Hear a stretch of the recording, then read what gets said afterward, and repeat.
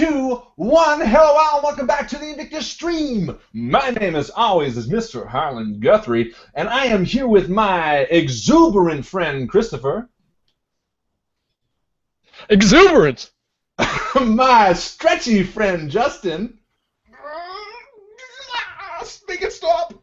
And my constipated friend, Michael. I need a spoon. And we are back with the strange Game 1 Part 2. Welcome!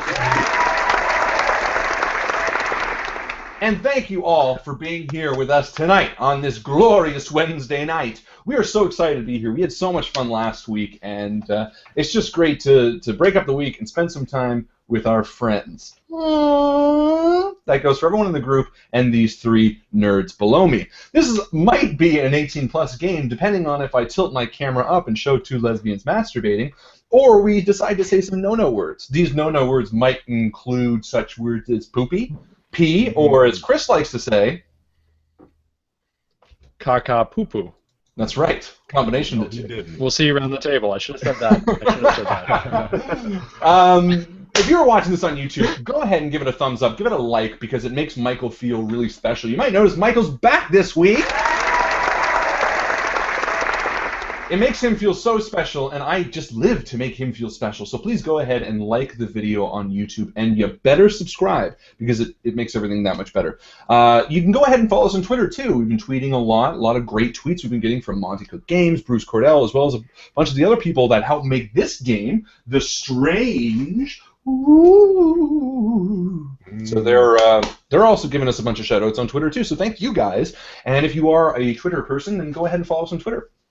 You might get a Twitter shout-out. A shout-out to Keelan Croak, who's one of our famous Facebook group members. I'm going to say famous because he's one of the most active members, and we always appreciate that. But he also tweets us a lot, too. So thank you, Keelan. We don't forget anybody. Except for all the people we forgot. He, of course, is part of the Facebook group, which is the cool place. If you are watching this, go over to Facebook, type in the INVICTUS stream at the top, like the page, hear a cat meow, and then go join our Facebook group, because that is where everyone is talking, everyone is happening, and that is where you can run the chance of getting most valuable post. That's right, guys. The most valuable post is the post of the week that had a sense of community, that involved everybody, that made everyone go, wow, which is especially true in this week's winner's case. This week's most valuable post goes to Jose A. Ramirez Ruiz. Hopefully I said that right. Could be Jose, it could be Jose, depending on where you're from. So it could be a hard J, soft J. I'm going with a soft J. So a big shout out to him, who drew some amazing pictures on the stream of the characters that we were creating throughout this campaign so far, and it totally blew us away. I'm going to quickly screen share just a few of them that I thought were particularly fantastic. Anyone who watched last week's game recognized this as the king chowing down on that big pineapple drumstick made of chicken, which we couldn't quite decide which it was, and pointing to his little goblet there, asking for more wine. That was just one of 3. He also drew Birkin Barn, which was the 2-headed ogre, as well as the princess. So they were phenomenal, and it is so great to see content like that put out by you guys in the community. It warms my tiny little Grinch-sized heart, and it makes us feel like what we're doing isn't just fun, but it's also, it has life. It gives vibrance to it. Seeing something that we've created come to life just makes it feel that much more real, which makes us want to roleplay that much harder and make those tough decisions all the more honest. So, Jose, well done. You did a fantastic job. You are this week's most valuable post, which means you win a little bonus XP or whatever you want to do. So well done. Starting last week, we also started the Cipher poll, which gave you guys a chance every week before the game to submit your cipher. You got to submit a detailed description and a title for a really unique creative cipher that we can use in the game. We then put it into a straw poll format so that anyone could vote, not just people of the group, but I also put that on Twitter. So a few other people might have voted depending on what they were. And the winner of this, the first place, is going to get 4 experience points, second place 3, third place 2, and everybody that entered gets 1 experience point. So the other benefit is the top player gets to have their cipher in the game, maybe tonight. We're going to find out. Right now, I'm going to refresh this page, read the results live via camera, satellite, and here we go. Well, we got a tie. We got 3 ties. Oh, man. You got a lot to do. We've done this before. What did we do? I'm pretty sure I had to incorporate all 3, but that's just... I will happily incorporate all 3, but what do we do for winners? Did all 3 win? Yeah. Sure. Let's not bogart the XP. Why the hell not? That's right. Aisha Lyle with the knob, Dustin Wright for Trip the Rather Improbable Pigeon, and Jeff Wilkins for Marble of Madness. All 3 of you got first place. Well done, guys. Fantastic job. They were all creative and very fun. Just a really, really great job. So well done. That is the cipher round. So anyone who has not thought of another cipher or didn't participate last week, tomorrow morning we're going to be posting it, a brand new thread where you can submit a new cipher idea for the same thing. You get to be added in the poll. You guys can vote on the poll. You can share it with your friends if you really want to cheat. Doesn't really matter, because the top one is going to be featured in game, or the first place, I should say, is going to be featured in game, and the rest are going to be put into the cipher pool to maybe show up in the future, because you can never have too many ciphers. Other than that, I want to do one quick shout out before we start this game. Just a kind of a note that on the Facebook group, you'll notice that we have images that will say like this post for XP or comment here for suggestions and things like that. Please, if you are doing those, make sure you comment under those images, because if there's an image that says, what's the other one? Oh, cipher submission or something like that. That's the only place I'm going to be looking for suggestions and things of that nature. So make sure that you are using those places to comment. Otherwise, it'll probably get missed, especially for the spending XP one, because I will not see it if it is throughout the somewhere else on the Facebook group page. That's all from me. I don't really have anything else. What about you guys? Good to be back. Yes, Michael's back. And yeah, I'm ready to play. I'm ready to role play hard. Role play hard. Show him the gloves, Mike. Show him the gloves. Yeah. Those are tough guy gloves. Yeah. Wait, aren't they padded? Yeah. Yeah. They're the opposite of tough guy gloves. They're tough guy gloves. These are real. You can hear it bubble beneath them, like, they're not tough guy gloves. They're Shut up. I'm tough. Everybody have a good week? What about the group? Did everyone in the group have a good week? Yeah. Wow. It sounds like they really did, Harlan. Some people really did? It sounds like they really did. You're right. I can hear them from all the way around the world. We have some crazy, diverse people in the group, all over. Mm-hmm. So, I mean, that's just such an awesome thing to have. So, keep it up. I'm going to do a post one day. Post where you're from, and we'll. I would just like to say, I don't know. I'm kind of weird because I look at the community list a lot, and it's weird for me because I see all these patterns about what last names we have, what letters they start with. So we've got lots of D's, we've got lots of L's, like the Lyles and the Lines and the Lawrence, and we just had our first person with the last name of I. Well done. Big Dave for the Invictus stream. But I don't know if it's his actual name. It's it's Daedalus Icarus. Yeah. I hope that's his name. I hope that's his actual name, or her actual name, or her actual name. Close to the sun, whatever your real name is. Yes. There was a great line from that Garfunkel and Oates. By the way, has anyone seen that Garfunkel and Oates TV show? Yeah, on Netflix, right? It is fantastic. I didn't mind their YouTube videos. Like, some of them are funny, some of them are a little, and I watched the show kind of being like, I'll give these girls a chance. Freaking hilarious. I was laughing so hard in so much of them. But they have one line in one of their songs. The one with the gag reflex. The one with the gag reflex is absolutely hilarious. But there was one line in one of their songs about Icarus. Something like, Icarus was bullshit. That's why I call it mythology. People can't stand success without an apology, which I thought was just a really well-phrased line in their songs. Their songs are very intelligent. I got to give them credit. They're like the Tenacious D. Tenacious D had better music and kind of lame lyrics. They have way better lyrics and kind of lame music. Yeah. Well, because all their They're more folky. they don't do harmonies either. They always sing the same line, which bothers me. They're very like da da da da da da da, and I like the diversity. Anyway, fantastic show. Check it out. Without further ado, clearly we're detouring this. Get this thing back on track. I'm going to throw it to our pal Justin for a quick summary of last game. Justin, what happened previously on The Strange? Well, we'll make this a group effort, but from what I remember, my character, whose name is Dex Dalton, Paradox, and Sly Fitzgerald, who is Chris's character, who is A Vector. A Vector, yes. We both woke up, and there was this other guy passed out beside us, and we were in a strange new world that we didn't recognize. And there was strange music playing in the background. I'm talking like Bob Dylan for some reason. And there was a big fire pit and food, and we weren't too sure if where we were, so we went and explored.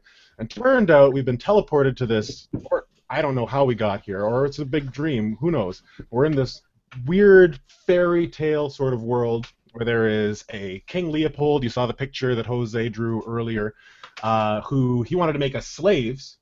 And long story short, his daughter got involved and didn't want to make us slaves, and then instead they sent us on a quest. A quest. A quest. A quest. A quest to find a crown. A crown. And I want to say that you guys blew it because I would have been the princess's slave. Yeah, definitely from the drawings that we saw. I'd be like, yeah, I'll be your slave. Wait, the slave princess or the princess slave? Like you would've been on Pineapple Little Big Chicken? chicken or The chicken princess pineapple? slave. Hey. Sorry, dude.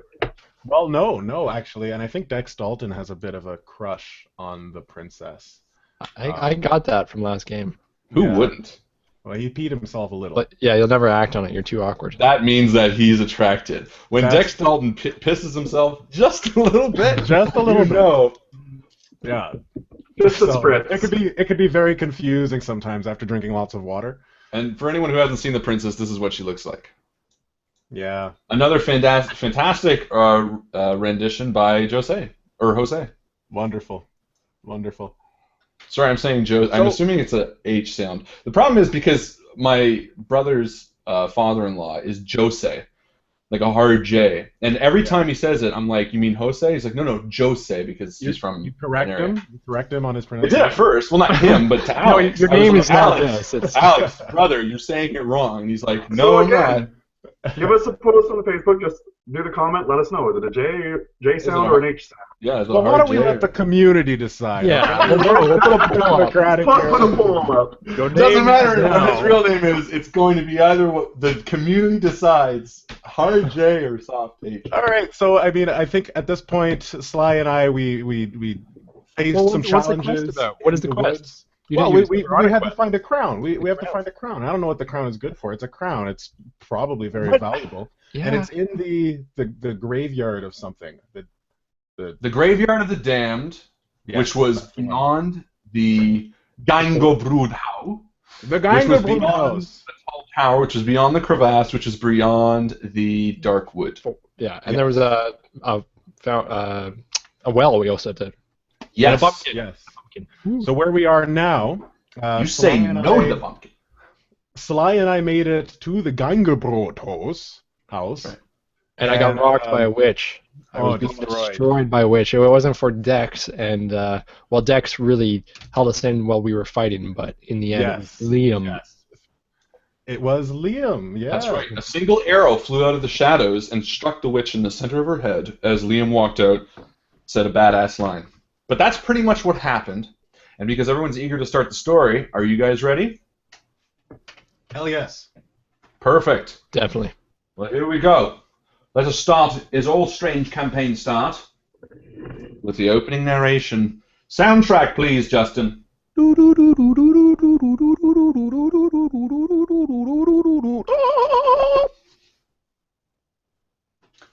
Liam Walker was born to Jeff and Lisa Walker, a nice middle-class couple who raised him with his mind always on others. He grew up in a suburb of Toronto, reading comic books and watching superhero films, much like any child growing up in suburbia. However, to Liam they were more. For over 30 years, he grew more and more connected to the plight of those affected by violence, and one Tuesday night, after watching a documentary entitled Superhero, he got out of his bed and thought, yeah, I could do that. Liam died on his first patrol. While trying to stop a perch snatching, he was shivved in the lower abdomen and bled out in a dark alley way downtown Toronto. But this was not the end of Liam's story. No, in fact, it was just the beginning. When Liam opened his eyes again, for the first time since his death, two thoughts shot through his mind. The first was the realization that he would never see anyone he loved again. And the second was that he was pretty hungry. And after satiating his hunger, he ventured out into the grand hall where he met a whirlwind of quirky characters, many who pushed him out the door. Confused at his surroundings and the world he had been in, Liam first felt frightened, then excited, then hungry again, before resting back on excited. Another chance at helping others, he thought. Whether this be heaven, hell, or somewhere in between, Liam knew he was chosen. He threw his coin in the well and crossed the road to meet up with these mysterious men that he had arrived with. Chapter 2. An Unexpected Guest. Sunk! The arrow sinks into the forehead of the witch, and from the shadows, out walks a man. Hey, my name's Liam Walker. Nice to finally catch up with you guys.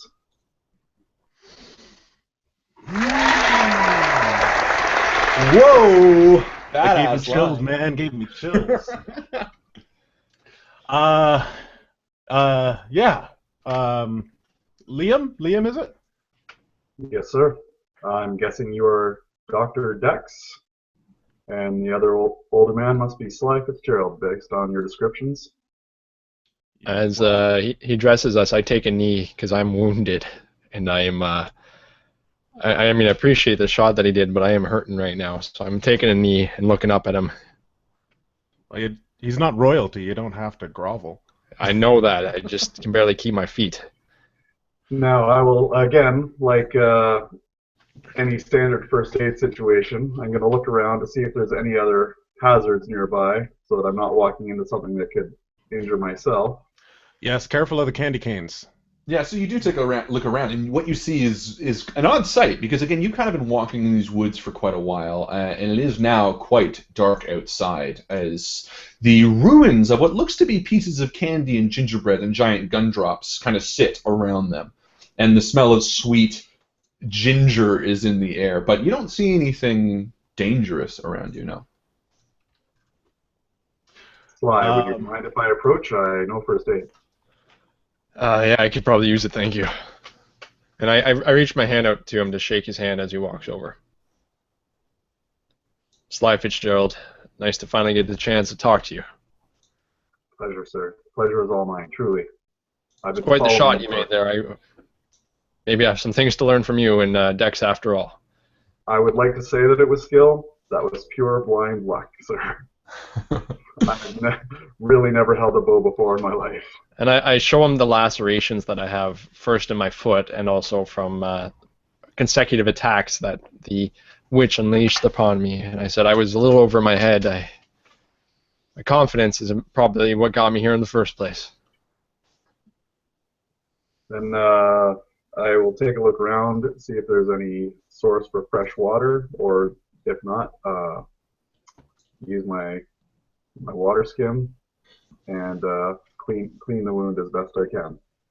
Okay, so yeah, you take a look around. You don't see anything, but you lean down next to him and start pouring a little water. Dex, what are you doing while you're looking at this? I'm just watching. I'm kind of picking around at the gingerbread and just kind of nibbling on bits here and there. And it tastes like really, really stale gingerbread. Yeah, but it's still something. I'm just taking a bit of everything. Maybe like some jujubes. Oh, the icing! I grab like a big chunk of icing and just start licking it. I see Dex eating things. I say, well, maybe when you're done falsifying yourself, you could look around. The witch probably has some.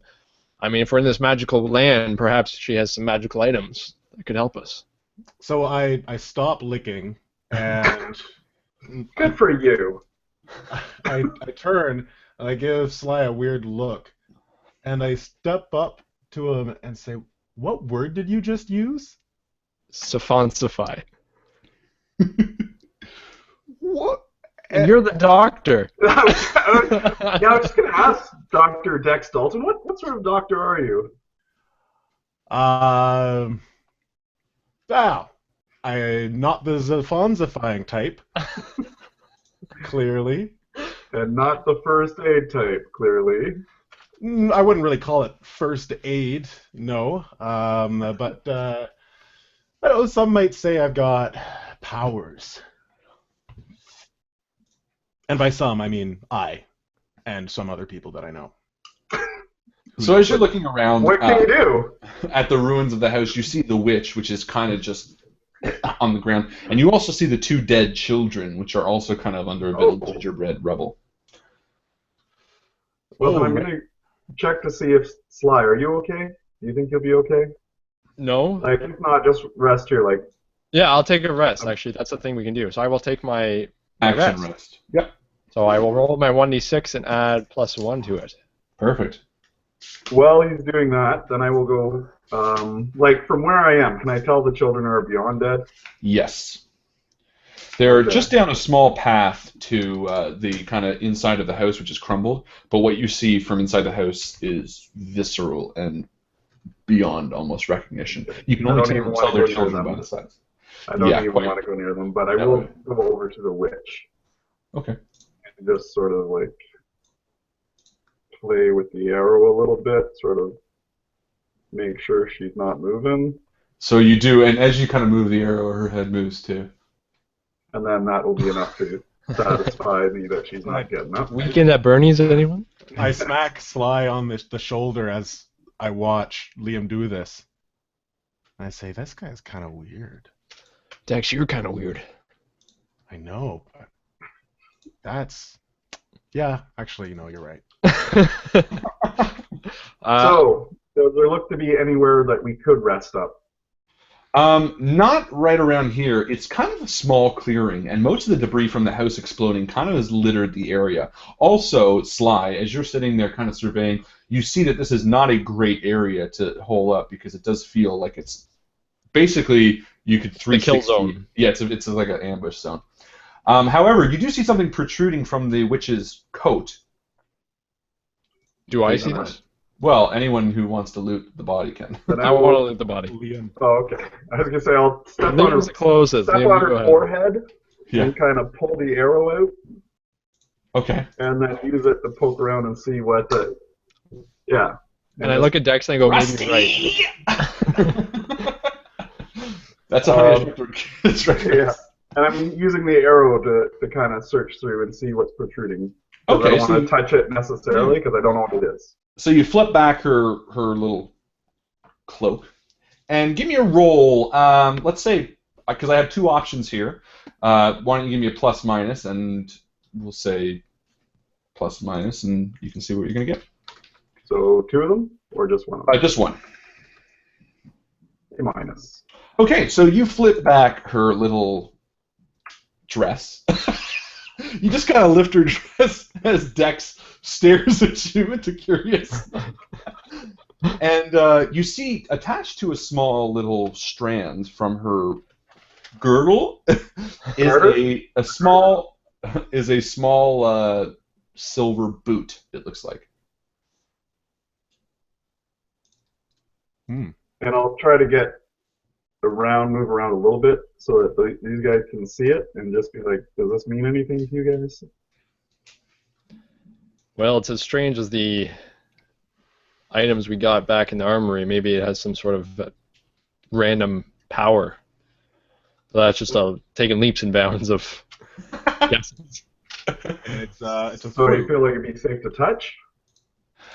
You get a sense that it is very powerful, but that it is inert until you choose to use it. Definitely touch it a little, and I grab a piece of wall to guard myself.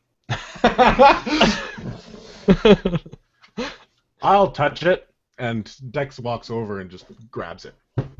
So yeah, you grab it, no problem. and you pick it up, and you can sense, being a paradox, you immediately sense this is something of a world beyond the world you stand in. And for the first time since you've been here, this kind of wave of something grander than what you see around you kind of sweeps over you, more so than the small things you took from the armory. This feels different. I sense chaos within this fruit. How much of that candy did you eat, Dex? So as you're looking around at Dex, looking at a silver little booty, a horrid shriek echoes through the night. And from your 360 vantage point in this clearing, you hear it pop up at various points. Behind you, to the left, to the right. Guys, it's time I think we get out of here. Okay. All right, time to go. Here, Liam, you want this? You found it. Sure. Thank you. All right. Well, okay. Yeah, let's go. Okay, where do we go? And I start walking in different directions. Well, you were heading. You knew that you were always heading away from the castle. Right, so we'll keep on our point and keep going. Trajectory. Yeah. Trajectory. I'm not. Sorry, just a question. With the bow, did I have more than one arrow, or was it just the one time? No, we're gonna say you had one arrow because I mistakenly chose you had an arrow. I didn't know what weapon you had at the time. So. All right. So Well, what is just your? ask why, is this any good to you? Well, what do you start with? You start with I two light took, weapons, right? yeah, so I took 2 sticks. Yes. So no, you wouldn't. So put it this way: you fire it, and the bow breaks. Yeah. Okay. Because why not? That's one eye. Perfect. So the shriek echoes throughout the night, and you can hear the whistling through the trees. It was a boot. Did I say fruit? No, it was a boot. No, it doesn't say fruit. I Yeah. heard fruit. I'm That's sorry. why I I was like, what are you boot. even eating? Dex is weird. He would have said fruit anyway. Yeah, it was a fruity boot. It's It's a not fruity. So the howling echoes through the trees, and each of you, even you, Sly, who has more familiarity with the woods, you get this eerie sense about you, and you all start moving forward through the dark woods. You bring a torch there, Liam? Should we light something? Let me take off my backpack, and yes, I did bring. I've got 3 torches. So is it getting dark again? Because I remember last time the sun did one of these whoop back Well, to the it's top. And still dark. So it has not gotten lighter as of yet, because you were traveling at night after camping at the tower. It's dark. So right now you're still walking through the dark trees, and they start separating a little bit, like in this image, and the mist starts kind of rolling in, and you start getting this very uneasy feeling as the crickets cease. I pull my bow out and get ready, and I want to do a perception check to see if we're being followed. Whoa, scaredy cat much? Okay, go Very for it. much so. I just got killed by a witch nearly. Nearly. Nearly. How much did you heal, by the way? I healed. Well, you know what? I remembered last game I healed at the end. Last game you were at 10 health at the end of the game. Right, and then someone healed me, right? I don't believe so. Okay. Well, I just healed 4 points. Okay, and what were you down to? So What I was have it? 9 might, 16 speed, and 0 intellect. Okay, perfect. But I dropped my armor off too, by the way. Now you took it off or you dropped it? I'm taking it off at this point. Okay, that's fine. You can still carry it. Yeah, that's fine. Yes, because remember, and this is also a rule that we didn't do last time. There were That's a right, few that's why things we're that you guys might have noticed last game that a few of you pointed out. Justin's exception spell did require a roll every time, which we'll be doing every time. However, because he has an edge in intellect, it does not cost anything because it only normally costs 1. Sly's move and attack is totally fine, but he needs to roll a 2 or lower, a 2 or higher before succeeding or before doing it. and the other thing was Dex. There's something else. I don't remember. But either way, we went over the rules. We should be good. The armor. That's what I Armor, started with. That every time with wearing armor, it drains your might pool per hour. It also reduces your speed on a permanent basis. So anyone wearing armor has either a 2 or 3 reduction in their speed while they're wearing it all the time, and 1 or 2 might per hour loss, if you're depending. So just FYI. Anyway, so roll me your perception, baby. An 8. Okay, so I suppose that doesn't tell you much, but you can't see anyone following behind you. Okay. But I mean, I would just keep pushing on then. pushing on. What Pushing order on. are you walking in? I don't have a problem being in the front because I imagine I'm pretty good at finding my way. Okay, then you do see something behind you. You see Dex and you see Liam. Creepy. I cheat. Dex doesn't have a problem being in the middle. Good, guys. Don't you worry about me. Liam, got you get at this. the end? Yeah, I'll be at the end, but I am really nervous because again, I'm not used to the forest. Like, you know, no big deal. I've been in many forests in my online gaming, in like Kingdom and Quests, but in the real world, I've been a Toronto boy, so this is kind of creeping me out.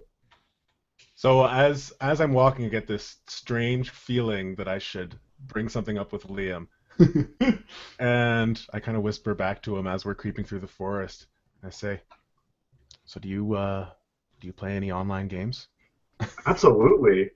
I'm like a 25th level sword sayer in Kingdoms and Quests, and basically, I don't know, like, are you familiar with the game? Because for you, like, layman gamers, if you're like a mundane gamer, it'd be like, for the world's most popular game, it's like a combination of a barbarian and a paladin. So I do all my speaking with a sword, and I kind of like... I so wish that I could like give whatever is following us like a divine wrath right now. Dex is speechless. He's like, "Do I know Kingdom of Quest?" Oh my god. Harlan, do I know Kingdom of Quest? Of course you do. Of course I know Kingdom of Quest. It's like the Call of Duty for MMO medieval role-playing games. And You I'm play? like, yeah, of course I play. I've got a level 64 wizard singer. Nice, because this It's is a actually, it wizard kind of who- reminds me of the barony of Shaz just below the Pent Mountains. Yeah. Yeah. 10th Mountains, that's a good name. And, So, and the 12 Sons of Anarchy. yes. This is like Totally. CSI level Oh. rating of Hey, gamers. I mean, the one thing that I was blown away because I don't know if you guys, when you were passing the crevice earlier, Yeah. I got this like diamond axe. So I'm Oh, calling it the pivot blade. That's badass. So when, actually, that's true, when Liam passed the crevasse, which was the test of honor, he passed with flying colors, and the maiden gave him a choice of which to pick, and he ended up picking the diamond axe, which was a light weapon, but it did the damage of a medium. Fantastic. Wow, that is a beautiful blade. And we've kind of stopped in the middle of the forest, and Sly is... And you're kind of getting loud. Sly, they're kind of getting pretty loud. Yeah, actually, I blame my not being able to perceive if there's anything following us on them talking so loudly about not real things. But again, I'm in a world that's, I never thought would be real either, so I can't really judge them at this point. But I walk over them and say, "Listen, guys, I don't know really what you're talking about. I imagine it's something, to do with your work or careers. I don't know what it is, but Your Facebook. your Facebooks and interwebs. yeah. But we need to move silently as best we can because we might be being followed. Right. Yes. Sorry, I got a little lost there. So if you don't mind, just keep it down. Keep your eyes open and ears open, and All right. maybe you Lead the guys way. could check the horizon for any movement. And I prompt them to do a perception check if they would. I will do a perception check. As will I. And... Do-do-do. I do not see anything. And Liam, you don't see that much either. You kind of take a second and look around. Your eyes still haven't fully adjusted. But just like Sly, you hear nothing. No crickets. But then again, you don't really know if crickets exist in this world, whatever this might be. But either way, the three of you continue on. in the dark forest, listening every so often the sound of rustling leaves and snapping twigs beneath your own feet. But nothing seems really out of place as you move onward. Are we making any progress? Like, does it Yeah, look like the and spinning? it does. Oh, it is definitely moving. And eventually you actually come to a parting of the trees. And as you walk out below the moonlight, you see a crossroads with a single pole standing in the middle and 4 signs on it. And you realize that what you were walking along was a very shady path, one of them pointing to where you came. There was something. The king said something about this.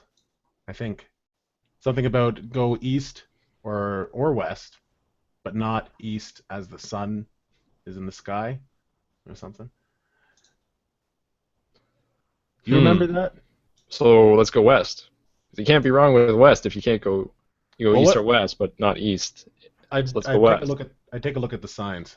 So you walk up into the middle of the crossroads, and again, you kind of look down the paths, and they just almost fade off into darkness. And below the moonlight and the flickering of Liam's torch, you can see the 4 hand-painted signs. And in the one that you just came from, it says east. And to the one to the right of where you're facing forward, it says east. Forward, east, and to the left, east. And as you stand below the signs, you wonder what the fuck you're supposed to do. Well, I think we're supposed to go east. I don't think we have a choice. We Well, just stand here. we might as well wait for the sun to rise, and whichever side the sun's rising, or wherever it rises, we go the opposite way. So you kind of look amongst each other and see that kind of makes a bit of sense. So Sly takes a squat and starts pooping. Who knows? He's a wild man. But as you're just getting comfortable to wait for the sunrise, you hear a rustling in the trees on the far side of the road, in the bushes. We don't have any. I'm just kidding. I was hoping it was. I'm kidding. And the pumpkin leans out and says, Oh. "No!" And he runs away, and the rustling of the trees moves. That was 1,000% the pumpkin. Okay. Maybe an hour passes, and the other side, a rustling comes from the trees.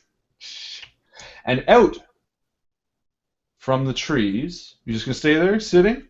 No, I was actually going to say that I would head over towards the rustling. Because does it sound like big rustling, like bear rustling, or dragon rustling, or does it sound like chipmunk rustling? Give me a roll. I'll tell you how big the rustling sounds. It sounds this big. Okay, so yeah, I will. But who knows how tall? About half a Harlan room. Very intensively. We use the Harlan room for scale. About 1/8 Harlan room. 1/8? Wow. Okay. Well, half, quarter, eighth. Yeah, Cubed? of course. Of Oh, okay, course. right. This is Canadian. We use cube, not metric. All right, so, Liam. Yep. What were you going to do? Sorry. You grab your sticks. All right. Okay. So let me get this straight. You had a whole choice of an armory, and you knew we were going into the woods, and you grabbed sticks? It's what I know. You'll find out why, I'm sure. So, Liam, you crouch across the road. Sly, you just kind of sit there? Oh, yeah, and I'll have my bow out, and I will definitely watch Liam and have his back, just in case. And Dex? I'm sitting picking jujube out of my teeth. I called to Liam, and I said, maybe we should just let it come to us. That's what I'm doing. I'm just going to it to give it less space, less worry about coming to us, so it doesn't have to go as far. Meeting So as halfway, sort of Liam thing. stands in the center of the crossroads, turning back to you, and Dex, you sit there picking your teeth, and Sly, you kind of have a bow drawn, at least. Yeah. And a head pops out of the brush. And brush? it looks like a dog head. Oh, hey, buddy. He's got flappy little ears, and he kind of looks side to side, and he kind of comes out to the road, and he's a little yellow lab, but it looks like he is wearing a saddle. Oh my gosh! Now all of a sudden I miss bonkers. And as you, as the little puppy That's kind of awesome. walks out, and he kind of looks left and right, you see a trail, a little leash going back into the woods. And from the woods, you see someone pop out holding the leash directly after him. And he walks out to the center of the road, and beneath his breath, he just says, "Oh, bother." Oh, hello. Is there something we can do for you, sir? And he turns up to you holding the leash, and now he's walking up next to his dog, and he's kind of stroking it. And he looks to you, Liam, and he looks to you, Sly, with the arrow, and he looks to Dex, and he goes, "Oh, good evening, gents." And he kind of walks the dog over to the middle of the crossroads signs. He says, "You lost as well?" And he takes the dog, and he sets the dog down. The dog kind of sits, and he just kind of sits down beneath the sign and leans back. And he takes off his little red hat and wipes a little bit of sweat. Oh. We're not sure if we're lost yet. We have some directions, but we're not sure how good they are. Oh, I know that feeling. Where might you be headed? Oh, well, I'll tell you, every year I take the cranberry harvest to Needle Ned's on the other side of the valley. But as I'm returning, I seem to have turned myself around. And he's kind of looking back and forth. This tends to happen when you get to my age, 245, if I do say so myself. You But don't if look I a day over 240. Well, if I take a minute to think, I usually can... and he just kind of sits there stroking his little beard. Totally not fazed by the three of you, as if you're nothing. I put my bow away because I don't want to, be rude. So you've come this way before. Oh, yeah, many times. We're headed towards a graveyard. Do you think you could point us in the right direction? And you can see his face just gets a little solemn. Oh, the graveyard? Why do you want to go there? We have a little bit of a quest, you might say. And he looks at your bow, and Liam, he turns to you with your stick still drawn. Oh no, I put them away. As soon as I saw the little gnome, because I like little people. Okay. And he turns to Dex, and he says, "Well, you three do look like strong adventuring types, but I'll tell you now, the graveyard's no place to be. What quest do you have to do?" I want to look at his dog and see what kind of gear is on there.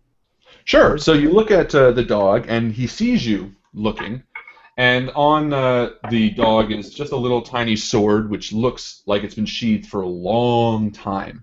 Yeah. And a little bedroll, and pretty much everything you can see here. A little canteen, and it looks like there was cranberries with him. Looked like there was a harness that was cranberries, and again, he said he dropped them off, and he's now returning. And he kind of says, "You've noticed Parka?" And he stands up and he kind of brushes him down a little bit. "My noble steed." It's a beautiful animal. What breed is it? Oh, he's a Kraken. A Crichton? No, a Kraken. You boys aren't from around here. And as he says that, that scream, that howling echoes above the treetops. And immediately he looks quite fearful and he kind of looks up. What was that?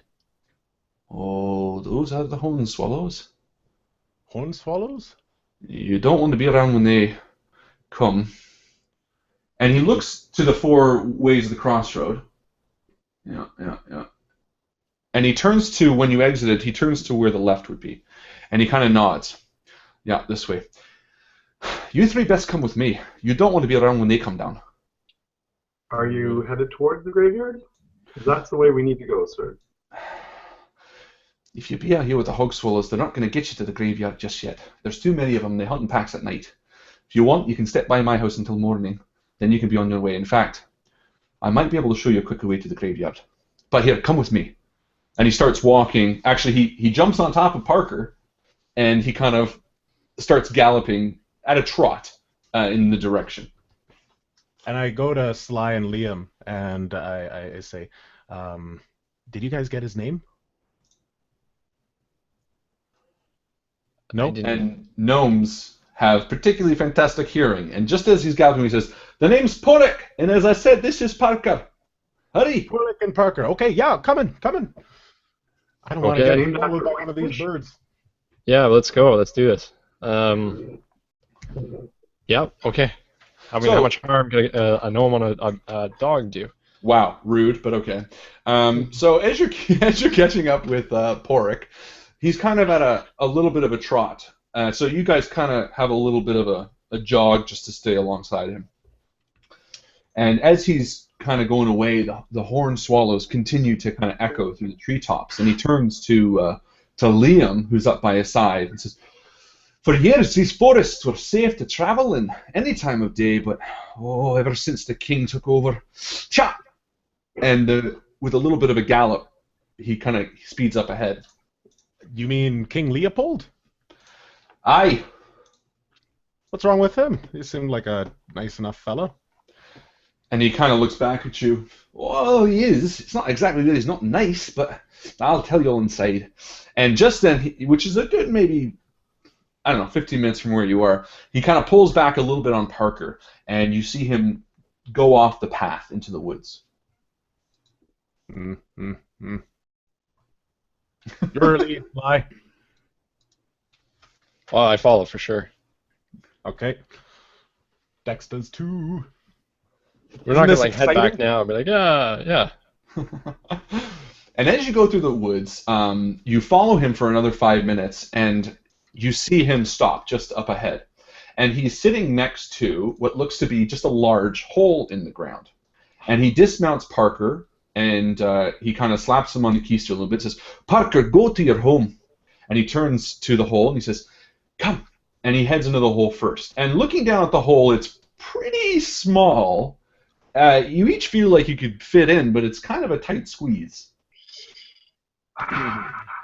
When in Rome, and I get on my hands and knees and I crawl in. Perfect. And Slide, you kind of feel at home back in kind of the earth and beneath it. You're like, yeah, this is not too bad. There's a grub on the ground that I eat on my way in. Exactly. And I look at Liam. Liam? Yeah. I don't know if I can do that. What, crawl into a hole? In the middle of a forest. Yeah. Yeah, maybe I'll just stay. I call back and I say, "Liam, don't worry, just bring your sticks." And I laugh to myself as they crawl in. And Liam, as you stand there contemplating, you hear that vicious scream again. When I'm in the hole. And Dex, you're standing out alone in the forest. I wonder what these horned swallows look like. And I What reach if- out and I try to grab Dex's foot and pull him in if I can. No, but Sly, think about it. How fast Dex, do you you think feel they a tugging. fly? You feel a tugging on your leg. Yeah, okay. But think about it. Okay, fine, Still all right. talk. All right. So I get down on my hands and knees and I crawl in, and I We're say, going to be arguing over the average speed of a African or velocity. European horned swallow. "That's what I'm wondering." So- Liam. You crawl into this tiny little hole, and Sly, you're kind of up front, and you notice that while it is tight, it does open up a little bit. And as you come in, this dim light starts leaking through the darkness. And this large, while the roof doesn't raise at all, you can kind of slide to the side, and what you see before you is just a little house. 2 little well-lit windows, almost made of glass, a tiny little door which remain open, and you see Porrick standing maybe a foot back from the door, telling you to climb in, as the 3 of you kind of slide in and sit next to each other, lying down on your stomachs, just looking at this front door. And Porrick kind of comes out and says, "All right, gents, it's much safer here. Would you like a spot of tea?" I would love some. Thank you, Pork. You got anything else?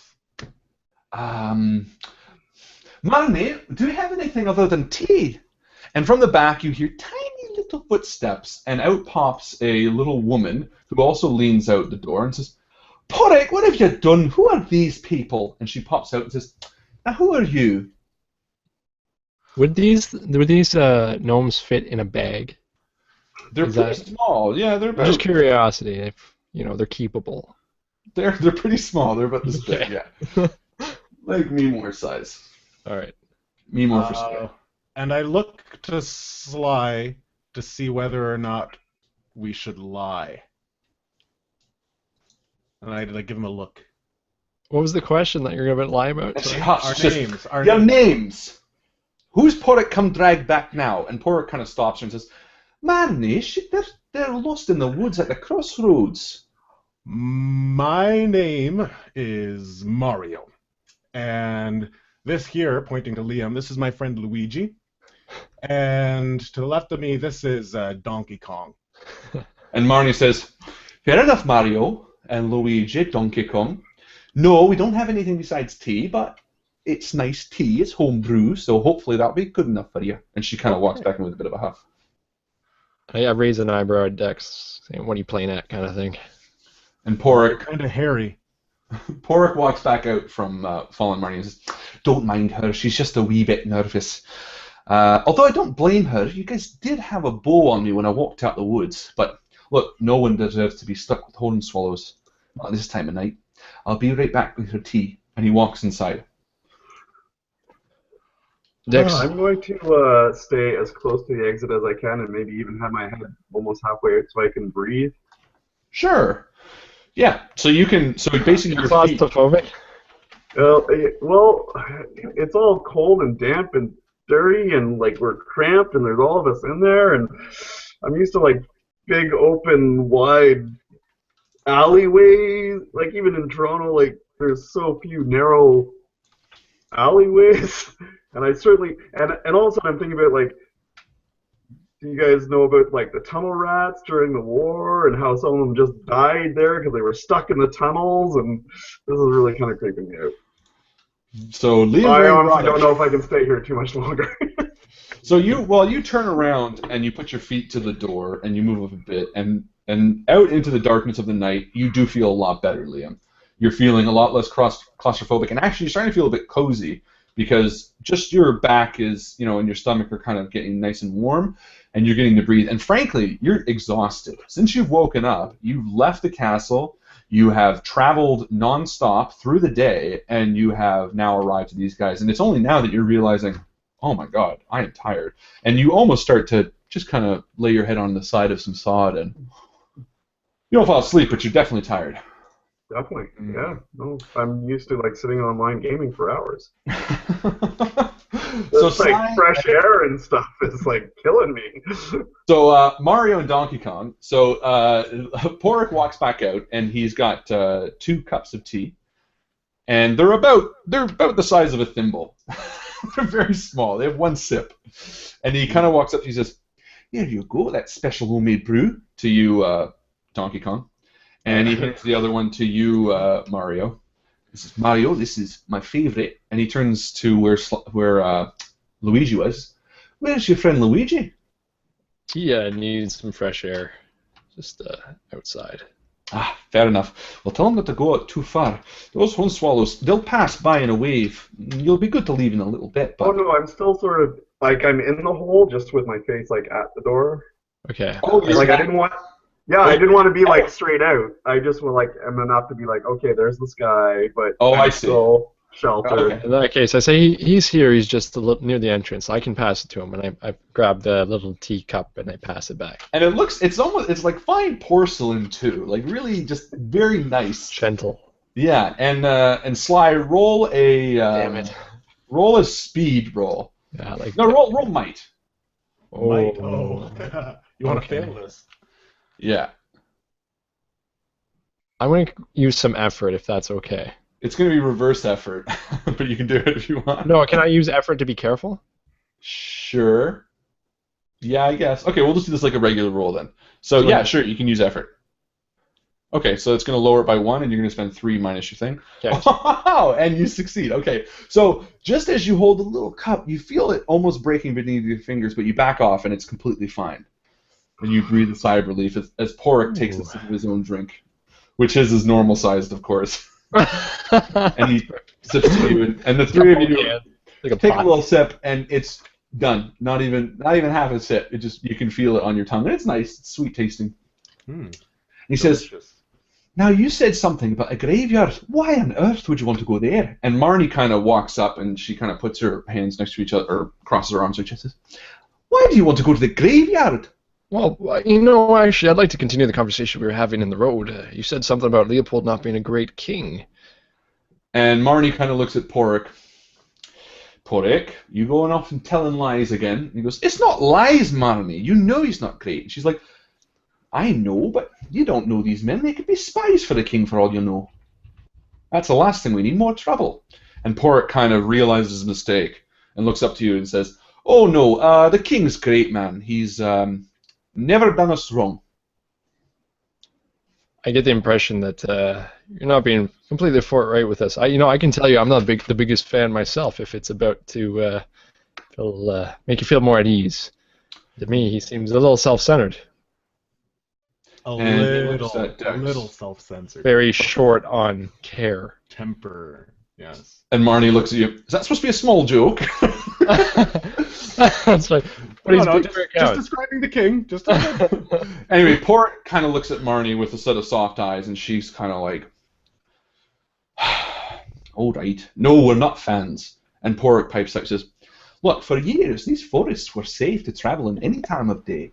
Then the king took over, stopped treating everybody equally, gave all these high and mighty people better pay, and now all these creatures in the land are fed up. It's why those big walls are up around the castle. Years ago, there were no walls. You could come and go as you please, but let me tell you, my years have taught me how to run things properly. And Marnie says, Porrick, that's not the real issue, and you know it. He says, all right. Although, to be fair, the real damage didn't start until the crown went missing. Excuse me, that tea's coming up. The crown went missing a few years ago. That's when the Hornswallows came out to play, hunting down servants for the old king. What do you mean hunted down servants? Well, they say that in the graveyard lies the old king and the rightful heir to the throne. I don't know the exact story, but the important thing is that's where the crown is. Whoever holds power to the crown holds power to the kingdom, and for whatever reason, the old king uses the Hornswallows to get more of his own brand of justice, I suppose. That's why this area is so dangerous now. It's so far away, or so close to the graveyard. So but why do you want to go to the graveyard? Oh. I want to be completely honest with you. Well, we woke up not a day ago in this world. We didn't know how we got here, and we were to be slaves for the new king, Leopold. But for some reason, he was unhappy with the fact that we kept some of our memories. And in order for us to keep our lives, it seems we need to retrieve the crown for him. But as far as we knew, no harm would be done by that. Now, to you, this might be a problem. And you seem like a kind, hospitable person. And, we were literally born yesterday, as it were. And you can see Porrick listen to your story with a nod. And he kind of gets an eyebrow raised. And before even making a move, Marnie turns to him. No, don't even think about it, Porrick. You're too old. And he turns to Marnie, how long have we sat by waiting for the woods to be safe again? These young men are looking to make a difference. And she says, Porrick, don't even think about it. And he says, Marnie, enough. These men can help. You sit there every day complaining about these Hornswallows and how dangerous the woods are. All I have to do is take them the back way to the graveyard, and it's all done with. These men look capable. And she kind of looks at the three of you. I'm still trying to get gummy out of my teeth. And she says, this Mario seems like a trusting fellow. And you, Donkey Kong, you seem earnest. I'm not too sure about Luigi back there, but he seems like a kind gent as well. And He's she like looks a at brother to me. and she looks at Sly, or she looks at Donkey. Do you promise to bring my husband home safe? I promise you I will do everything within my power, including risking my own life to do so. And she kind of gives a look to Porrick, of like a, you curmudge. And he looks back at Marnie and says, it won't be long. We'll take him right now. The Hornswallows are no safer during the day. And she kind of says, all right, but you come back safe. And she gives him a big kiss, and he shuts the door, and you can hear some more smooching. And he opens it again, and he's wearing a little tiny leather vest. And he says, there's no time to waste. If we're getting you to the graveyard, the sooner you can get it back to the king, the better we are. And he walks right past you out the little hole as he squeezes past Luigi. Well, what if I might be a little... I think Donkey Kong's a little tired. It's not as safe here as it will be safe closer to the graveyard. I'll explain on the way, but trust me, there's a great spot I know. I've spent many times camping out there. It's where I stopped on the way here from delivering the cranberries. I'm going to take my 10-minute rest as if that was my 10-minute rest anyways. Perfect. Yeah, anyone who wants to take your action or rest now is the perfect time to use it. No. Do I lose any might, though, over that? No, because they were very close by. I'm not going to... You won't have to do it just yet. Cool. Okay, so as we start walking, because I kind of heard part of the conversation, not really all of the conversation, but Dex, can you fill me in a little bit? Because, in Kingdom of Quest, they're a lot more linear. And this seems to be going off, and I'm not sure if I'm following correctly, because as soon as I hear him say Dex, I give Luigi a shot to the ribs.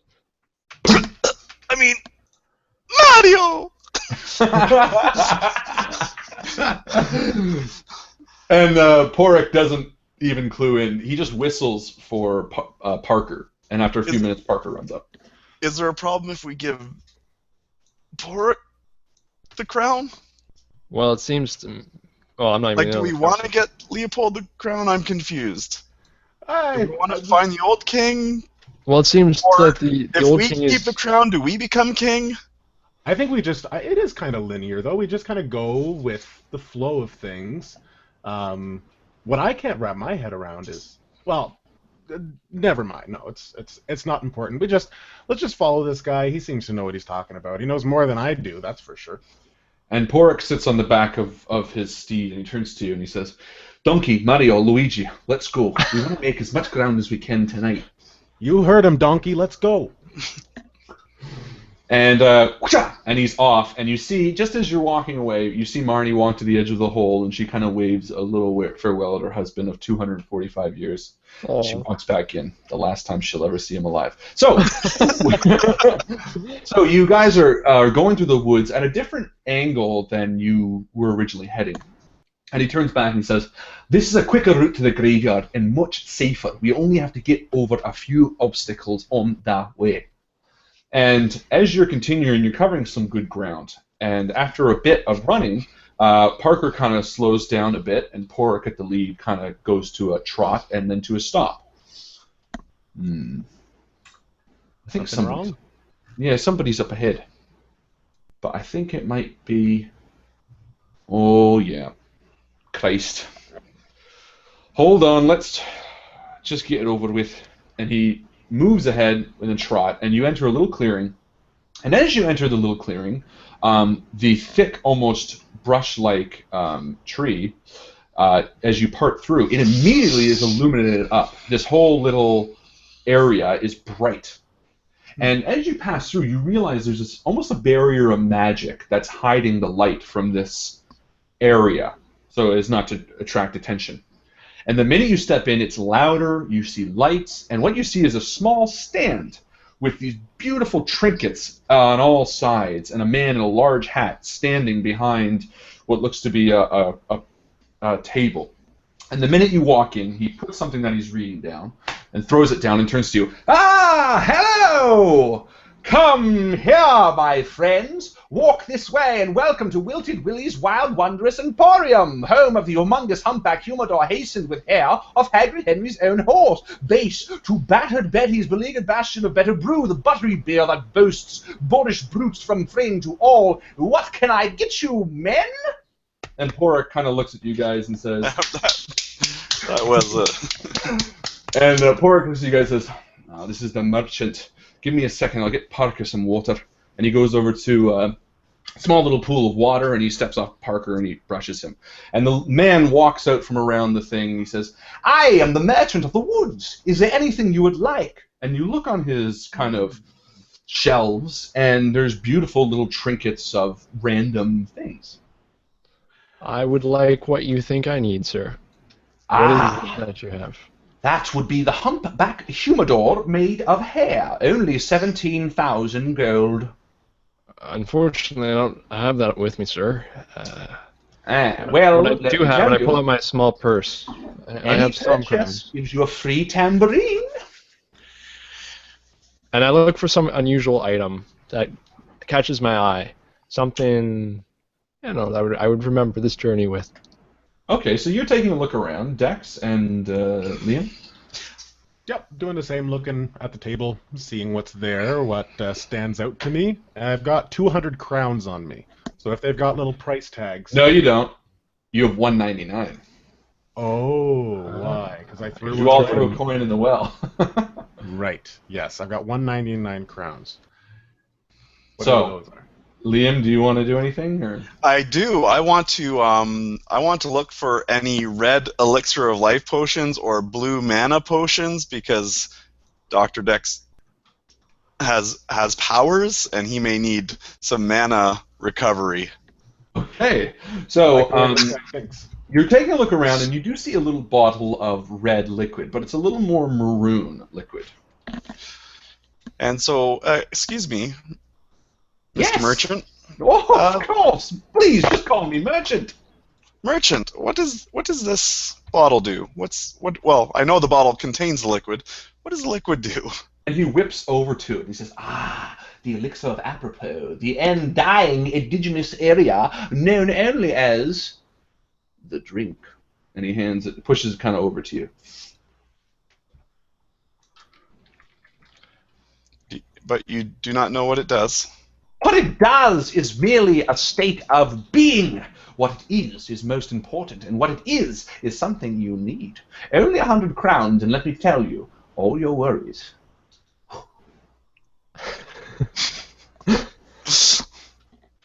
Merchant. Yes. It and seems he kind of to zips me over to you. You know a great deal about trinkets and wonders. A greater deal than most of my deals are great. We came across an unusual item in our travels, and perhaps you could help us identify it. Mario, what do you think? Do you think you could have a look? Luigi, I mean. Luigi? Well, look at Liam. Can I talk to you guys for a second? Yeah, absolutely. Okay, so should we buy anything off this guy? He just told us that he knows a great deal more than his deals are great. I feel like anything we get off him, we're going to be ripped off. Except for information. Information. Sure. So maybe show him the boot.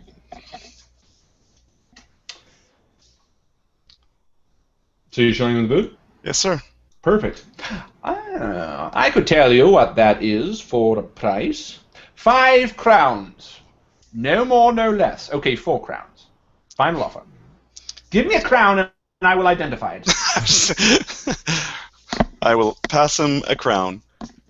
You drive a hard bargain, young man. And he looks at the boot. Yes. I know this. Well, I have an idea. And he tells you what it does, and rather than ruin his illusion, it is the Boot of Arden, a level 1d6 plus 2 roll force projector that projects a foot-shaped force field that automatically hits anyone's butt. It projects a short range, and it hits repeatedly on the opponent's bum with doing 4 damage total, and it's only used once. So, post in chat, there you go. And that is actually a submission by Angelo, I believe. Let me check before calling out someone incorrectly, but I believe that was their submission for an artifact, which they also paid to have in-game. Yes, that was Angelo. So thank you, Angelo, for an awesome suggestion. Very fun. So he looks at you, Dex, perusing the gear. And he says, yes, looking for that something special, for that special something. I have exactly what you need. And he kind of comes to 3 items before. Your friend said you weren't exactly looking for the humpback humidor, and he kind of slides that aside. 17,000 crowns is quite the deal for me, but Here, and he pushes a bottle forward, and there's a few bottles behind it. This is kind of a brownish liquid. This, my friend, is Battered Betty's Brew, a steal at only 10 crowns a bottle. And what does it do, Wilting Willie? What doesn't it do? Well, that's also a good question. Well, let me tell you this. It doesn't make you rich. Does it make you poor? It doesn't make you poor. I also have this, the Horn of Berkshire. This is the former king's magic horn, said to be the only thing to stop his undead army from rising from the grave. This is priceless, though I could be convinced to part with it. Well, I don't know. It does just kind of look like a horn. Of course, it's just a horn, but it's not just a horn. It's the Horn of Berkshire. I hear ya. Okay. I walk up to Mario and I go, yeah, I don't know, like faking. I go, yeah, I'm pretty sure that last merchant had a nicer horn, didn't he? Nice? This is a nicer. There's no such thing as a nicer horn than the Horn of Berkshire. It's the nicest possible horn. I'd say it's worth 20 crowns. 20 crowns? You will kill me! Porrick, you bring them here for this? And Porrick, who's still stroking Parkin, says, oh, merchant, you know you get a good deal in the end. And he says, no, cannot let it go to 20 crowns. That's an insult. Oh! Okay, what about 21? 21. 21? I will spare you the suffering. The least, and I mean the absolute least I will take is 20,000 crowns. Oh, right, 2,000 crowns. But that's the lowest I can possibly take. All right, I will not go a cent lower than 587, and that's my final offer. I'll give you 30. I will not accept it. And you can tell by his posture that he actually has reached his lowest. That this thing, while it doesn't look great, it does feel very magical to you as you touch it. It sounds super useful. 500 and how much? 587. So I have 199. Yeah, I've got 199. I have 198. All right. Well, how about a? Oh, well, we've got enough. Yeah, we do. Well, You have enough with 9 crowns left over. We have to each give 195 each.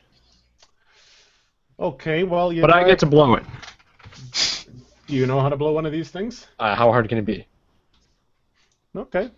Okay. Well, Willie, what do you make of this? And I hold out the social disgracer, my one cipher that I've got left. The social disgracer. Mm-hmm. It's a very, very useful item, and pretty much what it does is it makes people act very, very politely towards one another. If you're trying to make a deal, you could use this, and it will make it much easier to make a deal with them. Ah, very well. What is your offer? The social disgracer.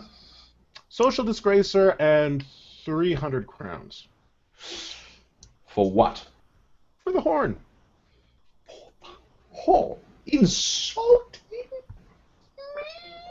Hey, but imagine if you used this cipher that I've got, or this object. I could make any tale known to man. I could finally sell the humpback humidor. You could sell the humpback humidor. I've been trying to get rid of that for years. Mm-hmm. All right. Roll a persuasion, I guess. Persuasion. Bluff, really. It's called the social disgracer. Yep. Basically describe exactly the opposite of what And we're going to give you a -1 because you are strange. Although in this world, I feel like that would almost be an advantage. I feel like that too, but It's whatever. normal for a But change. it's not. Yeah. Okay, so I've got 1 against me. Do I get an asset because Sly is helping me? I would no, because if anything, it would I mean, all you're trying to do now is talk him down. So we'll just say it's as is. Okay, so I'm going to use effort. Okay.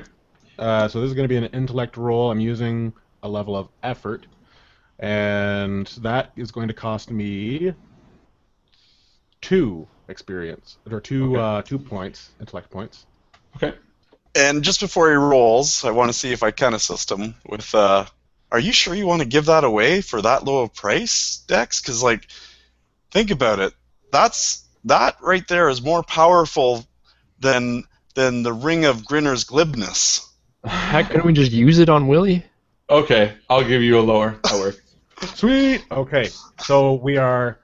The So you're trying difficulty to now should be be a up demand. 1, but then down 2. Yeah, so you're trying to beat a demanding 9 or higher. Come on, Dex. Okay, here Green we Mario. go.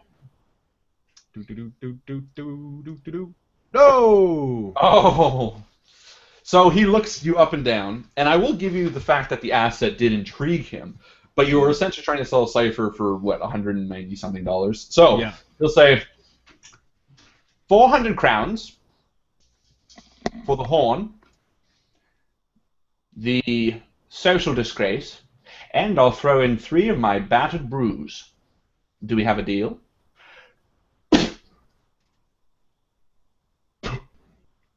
I spit in his hand too, Dex's hand. All right, so he hands you the horn, but before he does this, hey, let me gift wrap it, and he wraps it, and he hands it to you. He pulls 3 of the brews out and puts them here. He takes a cipher from you and 400 crowns. Yeah. Okay, so I'll give him 100. Or no, I'll give him 150. Oh, I'll give him 100 because I gave him the cipher too. No, I'll give him 150. You know what? You guys can figure it out after. So Each person, yeah. Parker and Porrick ride over to you and say, and he kind of says, "All right, you boys ready to leave then? Made a purchase, did you?" Yeah, it's a horn of something. Fair enough. And I give him one of the brews. I say, this is for your hospitality earlier. Oh, and he holds it. Oh, thank you. This is quite kind. Do you mind holding it for a little wee bit, and then I'll take a look after it? Absolutely. Thank you, friend. You're a good man, donkey. You're a good man, donkey. All right. And My friends call me Sly. He says, "All right, let's go," and he rides off to that. And just before you leave, Willie says, "Oh, hold on. Now you can't. A deal's a deal, my friends." And he reaches below, and you can hear him pulling out something heavy. Well, good for him. And he pulls out, and good for you! And you see a tambourine. Free tambourine, every purchase. I go and grab mine. Oh no, it's just one tambourine. You can share it, and he hands it to you. Okay. Thank you. And Thank you you ride very off. much, Willie. Come again! And as you ride out of the magic circle, poof, the light disappears, and it seems again dark. I hand the tambourine to Luigi and I say, you look like the type. And I walk on. Ooh, rude. It was a compliment. Thank you. You look like the tambourine. You look like the Yoko of the band. You're walking through the woods and you're smacking. Yeah. So you continue moving, and as you are riding through the woods, I will mute you. Porrick is continuing up ahead, and you guys are kind of following, and he's moving hastily, and he's kind of looking up at the skies every once in a while. And you haven't heard the horned swallows for a bit, which is kind of a good sign. And he kind of slows down a little bit, and he says, "All right, just beyond this is the bridge. Past the bridge is a good spot to camp. The graveyard's just beyond that." And he kind of dismounts Parker, and he says, "Best to take it slow on the bridge. It's well built, but I don't trust it all the time."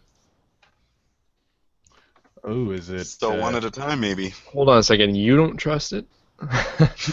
Well, I look him up and down. I look at myself. I go, and as you exit the woods, the bridge comes into view. And these beautiful glowing pods are surrounding the bridge, and it's running over kind of a little bit of a stream, which is moving almost silently until you approach, and you can hear it running a little bit more. But it is kind of a beautiful area, as this part of the woods is a little more illuminated and almost magical. And each of you gets a sense of, okay, this place is actually, much different than just a regular forest. And as you approach the bridge, you see something standing on the bridge. And you hear Porik. Oh, darn. Oh, bother, he says. And standing in the dim light of the trees, you see a massive troll standing on the bridge. However, you can hear him talking, and he's talking to a massive goat, which stands before him. And he kind of nods, and he steps aside, and this massive goat trots away, and you see the goat off in the distance. Give me a roll to see how far you can see. Sly, we'll do it for you because you have wilderness lore for some reason that gives you better eyes. 13. Perfect. So just on the cusp of the light of this area, you do see the large goat join 2 other smaller goats, and the 3 of them ride off. And the troll stands back at the peak of the bridge and just kind of holds a club in his hand. Okay, I've figured this out. You guys stay here. I'll take care of this. So I go up to the troll. And he's lumbering. Oh God, you sure, Justin? He has moss You're growing, welcome to, Dex. moss growing in his beard and That's a awesome. large tree trunk on his arm. And as you approach in the darkness, Dex, he kind of just... And he looks at you and says, "You the bigger goat?" I am one of the bigger goats, but I'm not the biggest. Not biggest goat? Nope, I'm not the biggest. So if you want to get some good eatings tonight, you gotta wait for the next one. But if you let me cross, there's gonna be another goat coming behind me that is bigger. I promise you. I promise you. Bigger goat? Bigger. So, you're going to have to roll Deception. He's a level 1 Deception, so it shouldn't be difficult. Okay, I'm pretty cocky right now, so I'm just gonna roll. I'm not gonna use effort. It's like, I've read this before. Natural 20. Whoa! So he says, "Nah, you're too peep, only," and he steps aside.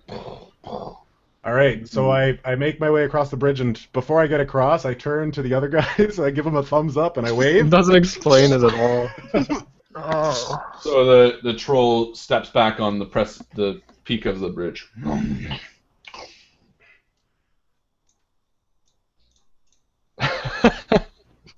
Thanks, Dex. I've made a decision that Sly doesn't know this tale of the Billy Goat's gruff. So I'm going to roleplay him that way. And I look at Liam and I look at Gnome and I say... You knew Rumpelstiltskin, though. Oh, I did, but you don't know them all the time. Sure. How did he do that? How did you get across like that? Seems so easy. Liam, you want to try? I mean, Luigi? Okay. So I'll walk up. Hello, Mr. Troll. You the bigger goat? The bigger goat? Why, no. Surely. I mean, that goat behind me, pointing to Sly, he's clearly a lot bigger than I am. Bigger goat? All right, so it's going to be a deception roll for you as well. Yeah. Because I'm standing closer, I look bigger. I'm going to try with a gnome.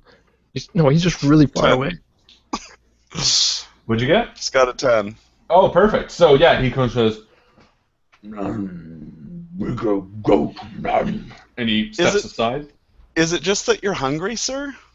Hungry for goat. And Oh, he for lets you goat. walk. Okay, so as I pass him, I will, once I get to the other side, go to my pack and take out a day's worth of rations, Okay. and I will put them on the edge of the bridge and just say, I don't know if you like these or not, sir, but that you are welcome to them. And he kind of looks over his shoulder. and then looks back towards Sly, who you pointed at. Yeah. And he points, not even waiting for you to get up, and he says, "You're the bigger goat." No, sir. He said you're the bigger goat. I'm sure whoever he was referring to is still coming. So it's going to be deception, but it's going to be level 2 because he pointed you out specifically. Yeah. You're Thanks. welcome. Well, rather than say, I said, "There's a well, bigger you know- goat," he said, "That's the bigger goat." Well, I said that goat is bigger than me. Yeah. He's So bigger goat. he's still expecting you to be bigger. All In right. all fairness, that first goat you let across has been bigger than all of us, but I'll roll to deceive him that I'm not a goat. Okay.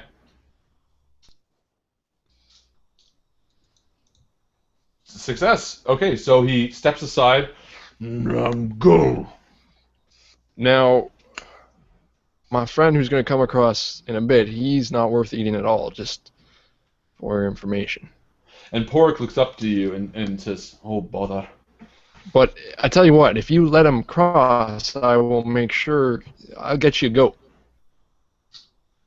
And he kind of looks at Pork, and now he's been told 6 times that something bigger is coming for him, and he's starting to get frustrated. Let me, my friend, just let me get you something to eat.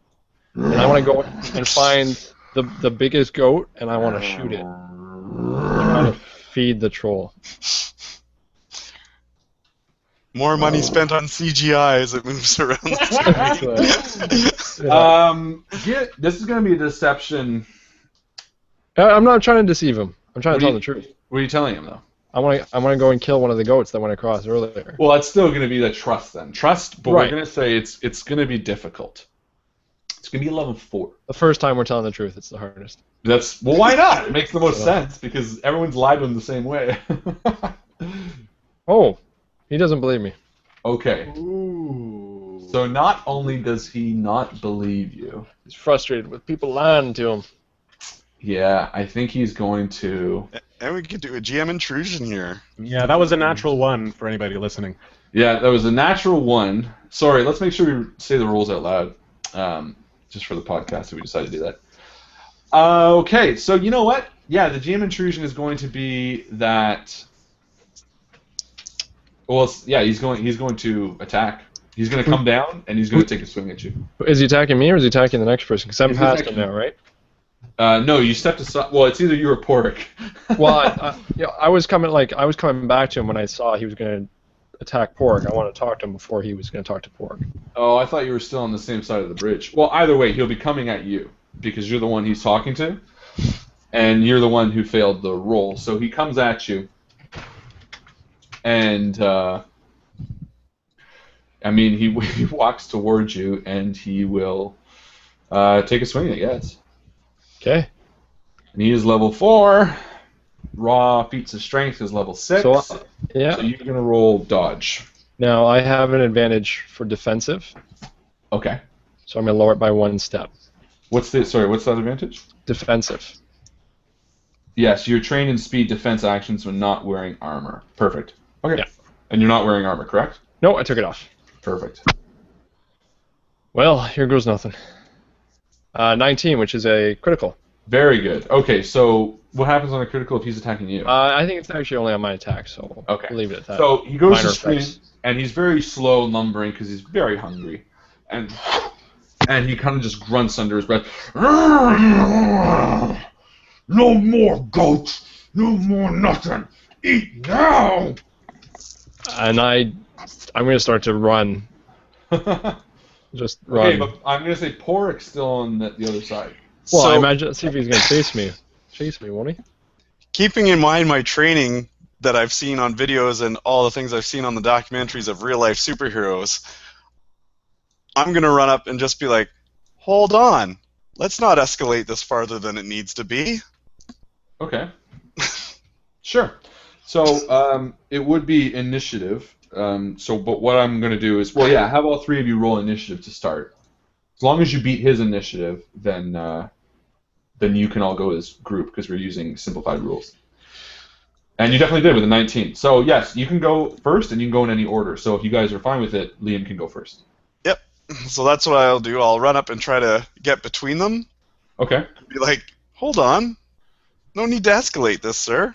I've Okay. given you an offering of food, and he's offered to go catch you a goat.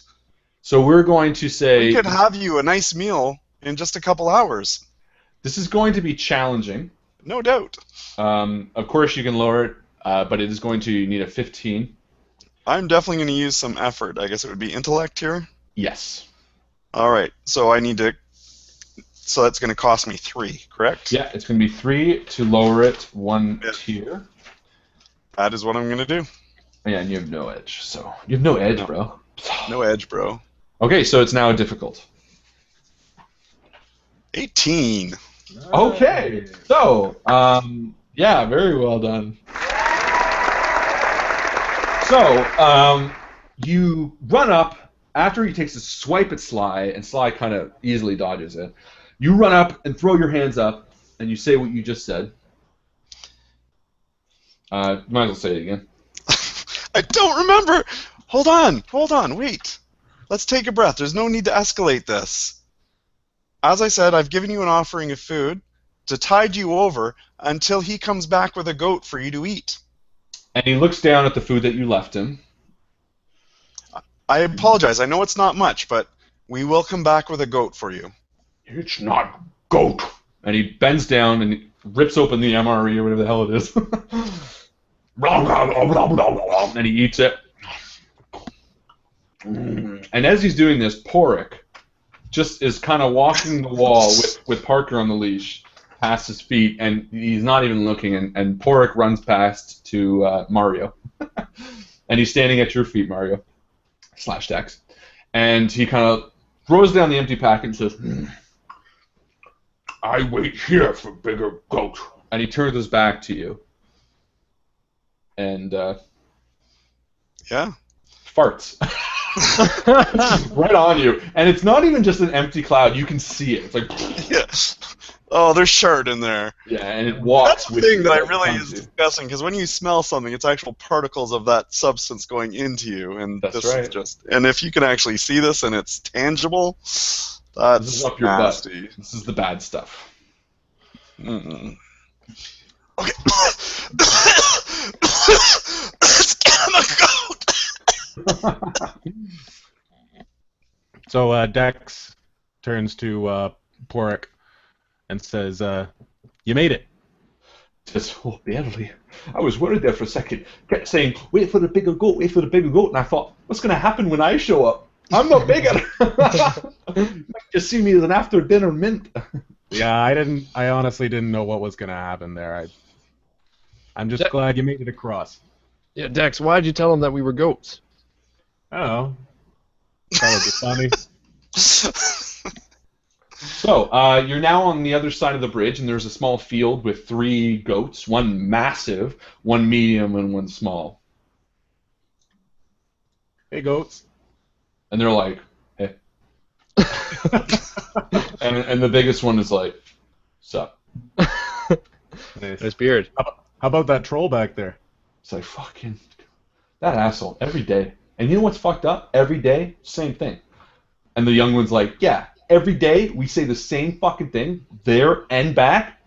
Every day it works. The guy's got a memory like nothing. You walk up to him right now, he wouldn't even know who you are. But you gotta think. I mean, he's that big. You'd like, what's he eating? I don't know, he's insane. He's nuts. I don't even think he's a troll. No? I think he's a guy in a suit or something. Why do you And guys he's come like- back and forth? Ah. Oh, we live over there, and all the grass. It goes by seasons. We gotta wait for the grass to grow a little more. Grow over here. Anyway, what are you guys doing? You look badass. What is that? And he points to your your diamond axe. Like, that's cool. Where'd you get that? Oh, from a ghost. Oh, that's cool. That's cool. That's cool. Nice. We'll see you guys later. Yeah. Cheers. And then he goes back to his buddy. He's like, so anyway, I'm fucking this chick, and she's like, and I'm like, do the thing. He's like, and he's like, yeah, that's right. And you kind of just fade off as they're talking, and Portik's like, goats, fucking terrible. So you ride for a little bit, and you come to not quite a clearing, but a very beautiful rock wall. a natural rock wall. And Porrick dismounts Parker. He says, "In a few hours, the sun will be up. It's the best time to hit the graveyard, because you don't want to go to the graveyard at night. I know we're all beat, but now's the time to take camp for the night." And he turns to Sly, who he thinks is Donkey Kong, and he says, "Donkey, if you don't mind, can you gather some wood for a fire?" And then he turns to Dex, and he says, "Dex, if you could make sure that you can't see the camp from under here, that would be great." What'd you call me? Sorry, Luigi. Or Mario. Mario! And he says, "Mario, if you could make sure that you can't see the camp from outside, that would be fantastic." And he turns to Liam and just says, "Liam, if you can go fill this bucket of water over there," and there's just a small pond. And he says, "And I'll set up our bedspreads." And he takes a little bedspread from his thing, and he rolls it out. It's gonna be like a tea towel. It is basically a tea towel. Alright. Right away, yeah. And I go and find some wood. Yeah, so for Sly, it's extremely easy for you. You grew up in the woods. You know your way around wilderness in general, and starting a fire is nothing. You come back with the pile of wood and kindling, and with the strike of a rock almost, it's lit. And Dex, the same goes for you. You head out, you take a good look around, and you can hear the trees kind of rustling above you. It's still dark, obviously, and you feel like this place is a good place to camp. And Liam, you fill up the bucket quite easily, and in fact, the water that you're bringing the bucket from looks crystal clear, even though it's kind of a stagnant puddle. And you bring it back, and Porrick is already sitting down, and Sly, after you have started the fire, he pulls out two little sticks and a tiny little pot, and he's putting little mushrooms and stuff in as he's walking around the camp and picking them up. And he throws them in the pot, and he's kind of stirring them, and takes a little bit of the water that you have. And as you guys kind of roll out your own beds and sit down, he turns, and he's kind of stirring, and he looks, and he says, "Now, you three men, you do not seem to fit in here. What are you not telling me?" I look at Liam and I look at Dex, and well, to tell you the truth, I don't think we are from this world. If that makes sense. Well, you told me that you just woke up. I get that much. But you'd say you're not from this world. What do you mean? Well, where I come from, there aren't people like you, or that troll, or that goat that was talking, or any of this. Well, I think I can feel that one, Sly. I mean, what I don't get is how I don't recognize any of you. I don't know who the heck you are. They say that when you dream, you always see, in your dreams, you always see a face of someone that you know, that you've seen before in your life somewhere, but I have not seen any of you in my life, I don't think. Liam, or Dex, I mean, sorry, Mario, I hate to say this, but I don't think this is a dream. What do you mean it's not a dream? I feel like if we're rationalizing it's a dream, it's not a dream. But that's what I would do if I was in a dream. I'd rationalize that it wasn't so that I could dream longer. Dex, what's the last thing you remember? From before I went to sleep? To sleep. Family get-together. Yeah, I don't know. What about you, Sly? Well, that's what's disturbing to me. I was out in the wilderness like I often do, and I was checking my traps not too far from the homestead, and sure enough, a little bit of snow started trickling in. I thought for sure I'd be able to make it home to my wife and soon-to-be child. I kept on pushing through, but a blizzard set in and I got lost. To tell you the truth, the last thing I remember is thinking of the people I love and where I was trying to get to, and a deep cold that was stopping me from getting there. And I got real tired and real slow, and just decided to sit down for a bit. And tell you the truth, I don't think anybody could have made it out of that storm alive. Wow, Sly, I'm surprised you have a wife.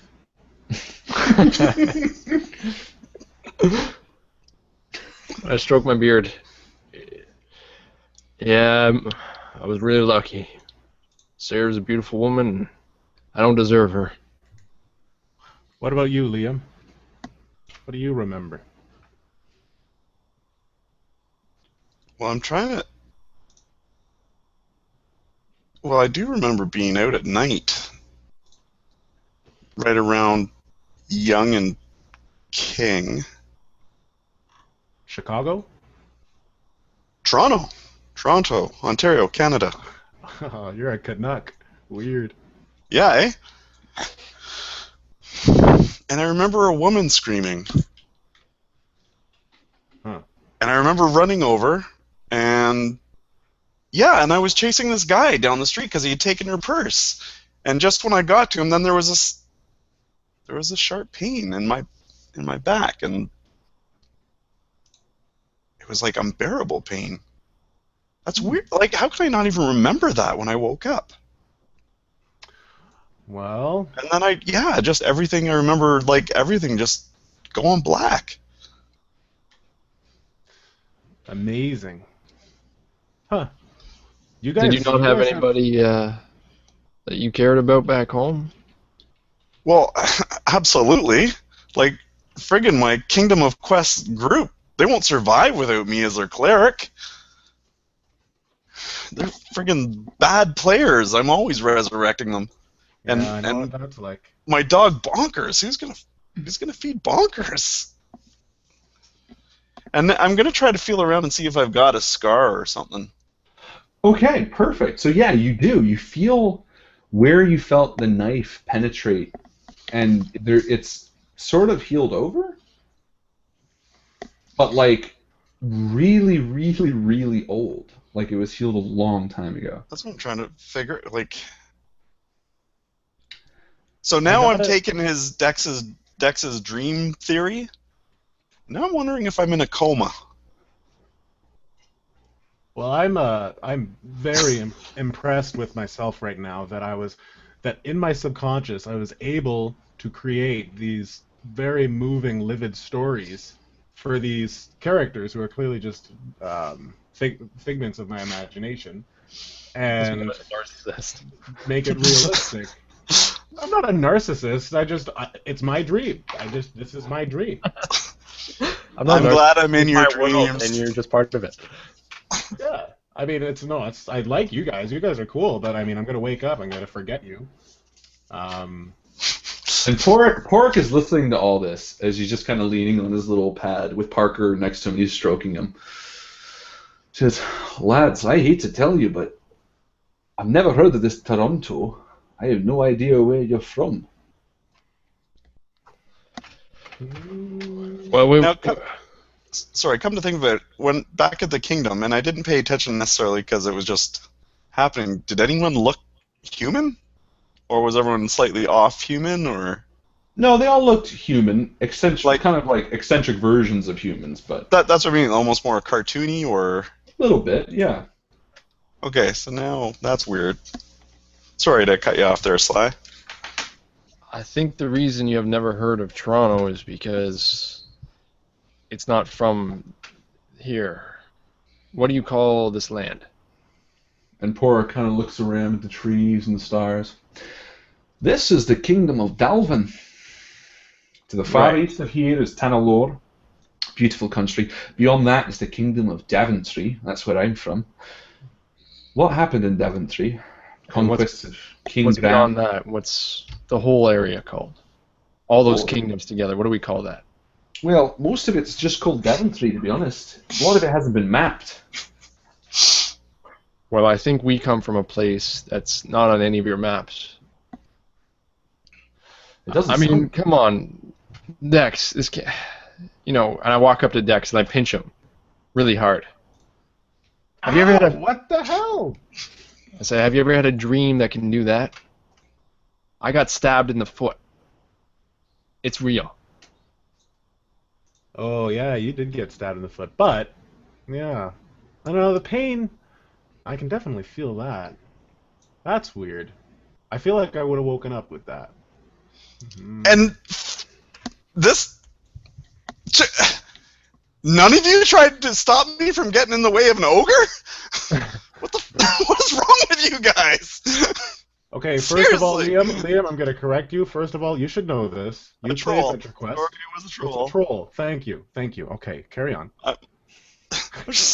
Seriously, you guys are messed up. Gentlemen, I don't know where you're from. I don't know, but I can tell you you're here now, and I'm not a figment of your imagination. I'm as real as any of you. Well, that's And you if know want that's to one survive, thing we we have to make sure you stick together. that's one thing we didn't tell you about this quest is that there was a promise that the king would help us get back to where we're from, and I need to get back to where I'm from. There's people who depend on me there. Ah. I know the feeling. What do you mean by that? Well, I mean, again, I grew up on the other side of the world, our world, Daventry, small little city. We had a beautiful king there, King Graham. All sorts of adventures, many of them true, maybe, who knows. I met him once, actually, you know. When I was a wee lad, my father had lost his spinning wheel to a witch that lived close by, and King Graham returned the wheel. In exchange, I gave him a wee marionette, but that was years ago now. After that, I left, came across the ocean, met Marnie, started a family over here. I don't know where you guys are from, but I want to help you get back. And I want to help you find this crown to be better, make our world better. And I hope you want to as well.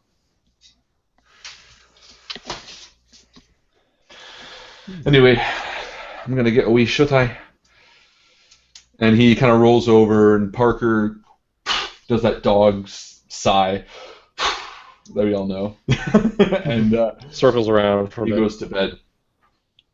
And before he goes to bed, he says, just make sure one of you keeps watch, please. I touch my nose like this. Why, Dex? Does that mean you want to do it? No, it means the last person to touch his nose is the watch. So slides up. All right. Good night, Sly. Have good luck on the watch. Good night. And Dex, the minute your head hits the ground, you are out like a light. Same for you, Leon. You guys are both extremely tired. And Sly, you stay awake. And Yeah, for 4 hours or so. Perfect. So I'm going to do a GM intrusion and say that you fall asleep. Oh. Or I could give you an experience point. Correct. I'll fall asleep. I will give 1 point to Liam and keep 1 for myself, obviously. Okay. Thank you. So you fall asleep. And you dream of a beautiful dream back on Earth. All three of you think of home and your families, and you realize what world you've been thrust into and how bizarre it is and how homesick you're starting to feel already now that all this world is starting to sink in. And in a flash, all three of you awake as screams close from the edge of the forest echo through the night, and Pork sits straight up. You don't know whether it's been a minute or an hour, but Pork is up as well, and he turns to you and says, "Horn swallows," and he puts his arms out. He says, "Up, up, grab your weapons." And I shake myself awake, completely ashamed of what happened, and I grab my bow quickly. Kicking And he Dex turns because he's around still not and he awake yet. says, "They have the drop on us, perhaps. We need to act quick." And he pulls out his little sword. so cute. Like a pin. Like a pin almost. And I'm going to say, Chris, roll a 2d4. Ooh. 6. 2 3s. Okay. Perfect. So, yeah, you hear the screeches, and in a well, actually, let's roll initiative. Oh, 17. Nice. 20. Oh, nice. Lucky goose. Okay, so, oh, how would I do this then? Let's think. Yeah, sure, we'll say this then. Because you have first initiative, you see something. A creature jumps down. No, we're going to say this. A creature screams. And Liam, you look up, and hanging from one of the trees around you, and now light is just about to creep up as it's starting to dawn, so it must have been a little while. And you see in the tree this kind of dark figure leaning off of the tree, almost like a large insect of sorts with hair and a beak, and it's screaming down at you in that sound that you heard throughout the night. And it makes kind of a caw as its tongue waves. And you have a chance to attack first. Well, I don't really have anything I can do, so hopefully Sly can go first. You have that. Okay. No, it broke. Weapon? Do you want to do anything though? Cypher? Like ready yourself? I don't know. Yeah, oh yeah, no, I totally get ready because that's all I can do is wait for it to come into range. Perfect. Okay, so you prep yourself in some sense. Yeah. Dex or Sly, whoever wants to go next. Yeah, go ahead, Dex. Oh no, you go ahead. I'm slow to wake up. All right, I will take a shot. I will pull my bow out, and the closest one that I see, I want to try to get a precise shot on it as best I can. Okay, so that would be if they're high. Yeah. I'm actually gonna try to clip it in its wing so that it falls to the. Okay, it's actually just holding on to a tree. So you're trying to clip its arm then? Yeah, that one that's hanging on. Perfect. Okay, so I'm gonna use some effort. Okay. And precise shot. So that means I need to use pierce one speed point. Pierce one speed point. Yep, that does one extra damage then. Okay, so yeah, I'll do that instead. Okay. If it hits, I guess. Depends on if it hits. Yes. Give me 2 seconds. Where is the level? I wrote down all this stuff, but I forgot to put down the level of the creature. Make it up. And then I renamed the creature, so now I don't know what I'm looking for. I think it was something with a D. All right, whatever. We'll see if you hit. We'll say it's level 4 for now, because I think it probably would be. So sorry, you said you lower it 1 level and you're gonna do 1 damage, correct? I might if I hit. Yeah, 1 extra damage. Okay, so it's gonna be demanding. Ooh. No dice. Okay, so no, you fire off a shot as Mike kind of gave you prep by seeing everything first, but it goes swinging right past, and you can see it. It kind of coughs at you as you fire. And Dex. Oh, okay.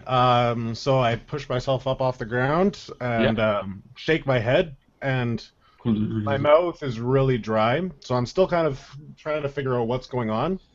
And without even thinking, I just reach into my pocket and I drink the potion, the brew. Okay. Perfect. So you instantly feel a lot stronger. Ooh. And your might is +1. +1, okay. And actually, that raises a good question. How much did we heal from last night, from resting? I'm going to say it was a good rest, so I'm going to say you... It's your choice as how the cipher system will work. If you choose to use your extended rest. But it would have been it wouldn't have been 10 hours, so it would have been 1 hour rest if you want to choose that. 1 hour rest, okay, so then I can just roll for that? Correct. Did you need to heal, though? Oh, yeah. Justin, have you done your 10-second rest already? Nope. That's what I was going to do, my 10-minute rest. You have to do them in order. Yeah, you have to do use all 3. Yeah. The 1 action rest, you have to do them in order? Yeah. I didn't think you did. Oh, okay. Yes. Oh. And you can do them all now if you want. Like you've been here long enough that you could get through all 3. Well, think about it, Justin. If you can do the rest in 10 seconds, you can't really skip the 10 seconds in an hour. Right. The way I would... Yeah, okay. All right. So I'm going to I'll just do 2 of them then. Hold on. Holding on. Holding on.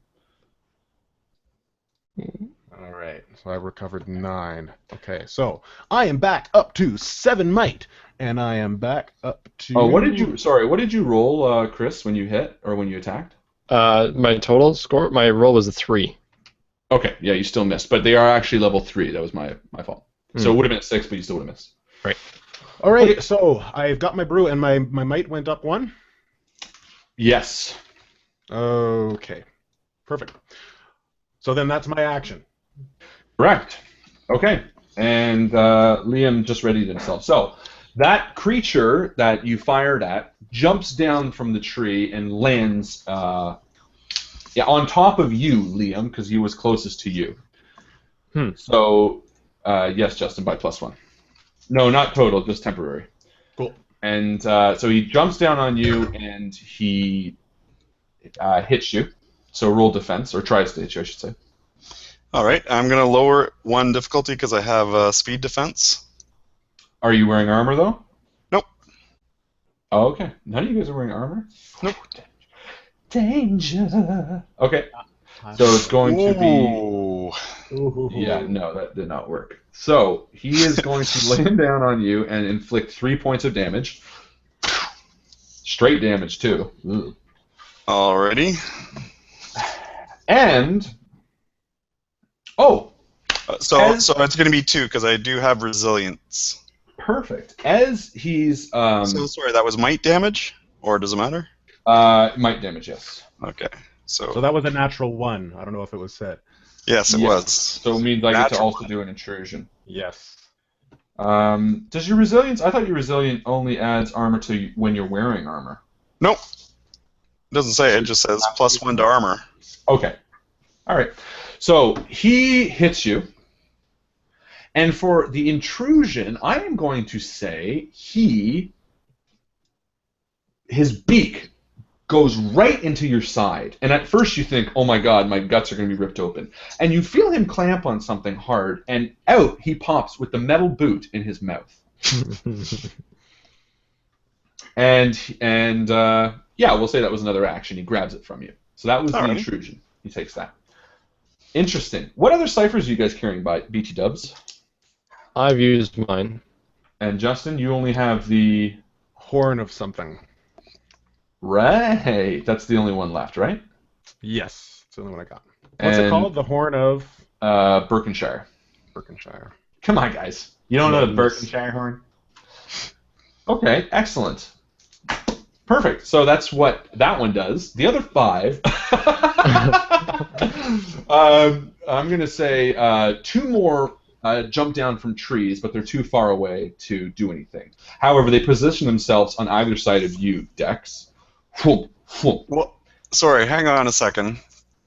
Because we got to go first, right? Correct. So when he was jumping down, shouldn't have I got to attack? No, We get to go because first? you rolled a 1, so we got to go again. That was on my defense, though. I never got my first attack, so I would have been, because I was readied, so when he was coming down, I would have been able to possibly hit him.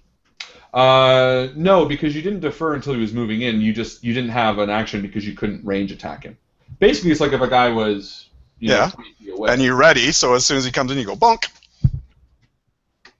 Is that how it works? In real life or in a game? And again, I don't know. That's how it works in Dungeons and Dragons. I don't. But it's also like setting a lance ready for a charge if they... It's like Come in. deferring is what he's saying. Deferring until something happens. Right, because that's all I could do was I was sitting there waiting for him to come into distance. Sure. Okay. I'll say this then: you can attack him and do damage to him, but everything he did will be the Yeah, same. no, that's cool. I just... Sure. Because as he was there, I could be like, ah! Okay, and we'll Later. make a mental note of this point, or anyone in the stream who wants to just clarify whether this is legal and possible, let us know in case it comes up again, then we know. So go for it. Connect So- 4. So I'm going to roll 2d20 for 2 attacks. Okay. Yes, because you have 2. He is a dual wielder, so he can do 2. So I have a 14 and an 8. I wasn't going to use effort. Okay, and he is a level 3, so the 14 hits, the 8 misses. Oh, So you- and it lowers the... Because they're light weapons, it lowers it as well. Right, so they both hit. So pop, pop. So 2 damage Excellent. to each. Yep. So a total of 4 damage. Yes, sir. Are you not Perfect. using your axe at all, Liam? Not at the moment. So you 'Cause I don't want smack to kill him. anything. And immediately the flesh goes like a little darker, the kind of furry flesh, as you hit it. It's almost like a rug, a shag carpeting. Yeah, I just want to try to scare them off. I don't want to kill them. So then afterwards, he bites you, I just- goes into your pocket, and grabs the metal booty, and it's before I you just do want to beat them off. it. Don't be Both off. hands. So then he attacks. 2 jump down on either side of you, Dex, and I will say 1 lands next to you, Sly, and the other one jumps on you and attacks as well. And this is because they got much closer because you fell asleep, is my reasoning. So roll a defense. Okay. I'll use a speed defense, so I will get an advantage. Correct. Or lower one tier, right? Beautiful. Yeah. 19, so... 19, well. so that definitely succeeds. Now, that should have a minor effect, I believe. Yes, I think it should. On a Because difficulty, it's actually on all, it's supposed to be on any difficulty roll. You're supposed to get a minor effect and a major effect on a 20, and then actually increase damage on 18, 19, and 20. Yeah, Okay, so what would you... 17, 18, 19. 17, 18, Okay. 19. So what would you like to happen as a minor effect? So my minor effect, okay, because it can't be something as significant as pushing him down or anything like that, but I would like to make sure that I am readying my next attack. So as he's coming down, I see him come down, and I actually want to duck under him so he misses me. He overshoots me, and I'm actually behind him. Okay. Okay, Sure. because I want to try something on my next. Now, the other reasoning is there were two. One jumped next to you, the other one jumped and attacked you. Right. Now, I think we did this with Numenera too. We are not doing attacks of opportunity, correct? I don't think the cyber system does that. No. Okay. I think we just go by the story. Let's just make it as interesting as possible. I just want that to be clear in case we try to do it the other way. That no one will get attacks of opportunity if creatures move out or if you move out. Perfect. So yeah, you miss the attack and you scooch behind him to give an advantage. But the other one does kind of see you, but it's still on the other side of that creature. Okay. Perfect. Now we're back at the top. Michael? All right. Well, this time I am going to use might on both my attacks. So it'll be 2 might points down.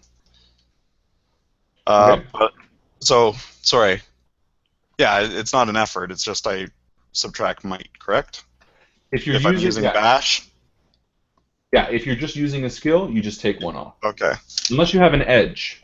I do have an edge, yes. So what's But your edge? isn't that just for effort? It's 1. Oh, your edge will take off the cost as well. So if you really? So yeah, if you're using so a it's skill that 0. costs 1 might and you have an effort of 1, or you're an edge of 1, sorry, then it's free to do it. But you can only do it once. Beautiful. Right. Yeah. So okay, so I'll use it once then, right? Because on one of my attacks, use it, and it's a bash. So hopefully, if it lands, it will daze it, which increases its difficulty by 1 step. Okay. For 1 round. Okay. So again, an 8. So I believe that would hit, right? Because it's lowered by 1 tier, right? And you used it too. Right. So yeah, that hits. And Okay. it's just dazed, or it does regular damage. It does 1 less damage, but it's dazed. So it takes 1 damage and it's dazed. Now you're just using one of your hits then, right? No, I wanted to do 2 attacks, but only bashing it with 1. Okay, so you're going to bash it with 1, so it would only take off 1 of its hits because it's Right. a light weapon that does 2. Right. So takes off 1, and it is dazed. And then you can do your other And one. then another hit would be a 7, so I don't know if that hits. It does normally lower it by 1. Yeah. So, yes, it does hit. Beautiful. So And that another does 2 damage. 2 damage. Perfect. All right. So Again, he keeping in mind, I'm just trying to knock them unconscious, or at least just give them enough damage that they back off instead of... You don't want to hurt the monsters that are trying to kill you. No, I do not. Inhumane. So that one is kind of dazed, and he stands there. Justin, there are 2 on either side of you. Okay, so scanning the battlefield, it looks like Sly is attacking 1 or 2. Sly is attacking. Sly has 2 next to him. Michael has 1 in front of him. You have 2 on either side of you. All right, so what I'm going to do is I'm going to... Can I try to roll away and do something at the same time? No. No, okay. So I'm still kind of sitting on the ground. So I say, No, crap. I thought you stood up in the last turn. No, I didn't stand up. I was still sitting. Okay. Yeah, so they're right there. I put my hand up to and make one of them levitate. Okay. They are bigger than you. Oh, they are bigger? I believe. Let me triple check because I have their picture up. And it shows, yes, they are bigger than you. Okay. So I do not think levitation would work. Okay. In that case, then I will do... Just so as you know, this is how big they are, roughly. Whoa! What am I doing fighting that? You're doing well. All right, well, then I'll just do exception on it. Okay. And I have to roll for that. It costs 1. I'm not going to use a level of effort. Ooh. No. So, So you go to use it. Well, actually, technically, he would have dodged it. So, or no, you don't hit it. So you kind of go for it, but your fingers feel wet. And what am I allowed to do in terms of movement or anything else on my turn? You can like take a step if you want, like step out of it, but it's not going to matter because their distance is still going to be immediate. You won't be able to move into their attack range. Okay. So. Yeah, in that case, I will just kind of curl up. Okay. And say, help me! I'm Chris? squishy! Because I've now moved behind him, and he's kind of moved forward, so his momentum is going the other way. I'm going to grab him on the shoulders behind him and pull him into the smoldering ashes. Okay. And try to burn him and push him down into that. All right. All right, But, let's try that. And hold him in it if I can. So He's like bigger pull than him. you, so it will be tough. He's bigger than me? Yeah, But it's pretty easy to do when like person's moving that way and you grab their shoulders from behind. Well, he's also kind of a very agile creature. He's got very short, stumpy little legs, but you get the impression that his forearms are used to, like, when he runs, he's got long forearms and short legs, meaning that he basically walks on 4 legs. So he's it's like trying to pull it's like trying to pull a dog, you know, back. I'll give it a backwards, try anyways. which might work, but he'll probably be like and flip over pretty quick. Try it anyways. I'm going to use some effort. Okay. And we'll just keep it at level 3. Okay. So So level 3, you lowered it by 1 by spending effort. Mhm. And I had an advantage. And you're keeping your might in check, right? So it's lowered by 2 steps. What was the advantage? For my positioning from last round. No, that didn't give you an advantage. Then why would I do it? It was a position that would work, because, well, you can't pull him forward, you just put his hands down. But it succeeded nonetheless. Okay. Well, because otherwise, if he's behind you guys, which he's going to be behind both of you, he wouldn't get an advantage to attacking just because he's behind you. I feel like that would be very scary. Okay. But it succeeds. So you do pull him back. It doesn't do any damage. Oh, I guess, so you're pulling him back into the fire. Yeah. So you kind of take a step over the fire because you'd have to pull him into it, right? Yeah, exactly. Like I kind of leap over and pull him down. Okay, so you do succeed. So he falls back in the fire, and he's got hair on his back, which kind of lights up a little bit. And you do, I will say, what? Nothing. Just thinking, oh, to David Bell, but leave that alone. Oh, did David Bell? No, let it go. Okay, so I'm going to say that does 2 points of damage. So you throw him into the fire, he kind of screams, and he's also a bit distracted. Okay. And that's that. So, stop of their turn. Another one, the 6th one, you see jumps down from the trees and lands at Porrick. And he also takes a swipe at Porrick, and you can see Porrick kind of fall back a little bit, and he falls onto his face down. And Justin, Mike, the one in front of you is now dazed. What was the penalty against dazed? It just increases everything it's trying to do to its detriment. Everything it's trying to do? And, yeah, for 1 round. Okay. During which time the difficulty of all tasks it performs is modified by 1 step to its detriment. Perfect. Okay, so he's only moving, though, so I don't think that would necessarily be an issue. But what he's going to do is he's going to run for the trees. And he does that in his move, so he kind of scatters up. All right. Justin... Didn't have to kill it.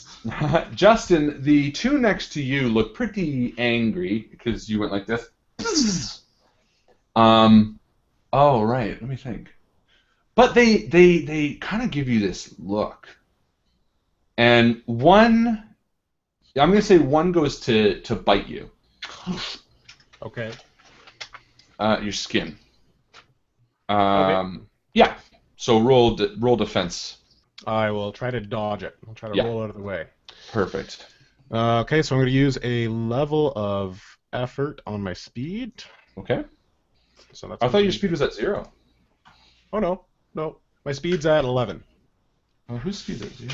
If anyone's speed's at 0, they should not be able to move. Yours is speed on, wasn't it? Nope. You started at No, 'cause 9, you 16, recovered. and 0. Oh, that's I recovered twice, actually. right. Right. Okay. Okay, so I'm using an effort on that, so that should make it a little bit easier. And 11. Okay, so he goes to snap at you, and you pull your arm back just in time. No! The one behind you buries into your pocket, and actually, the one that snapped at you, you almost felt like it might have been a bit of a distraction. And as you can feel something going into your pocket, and clamps down hard, and it comes back, and it's holding the horn.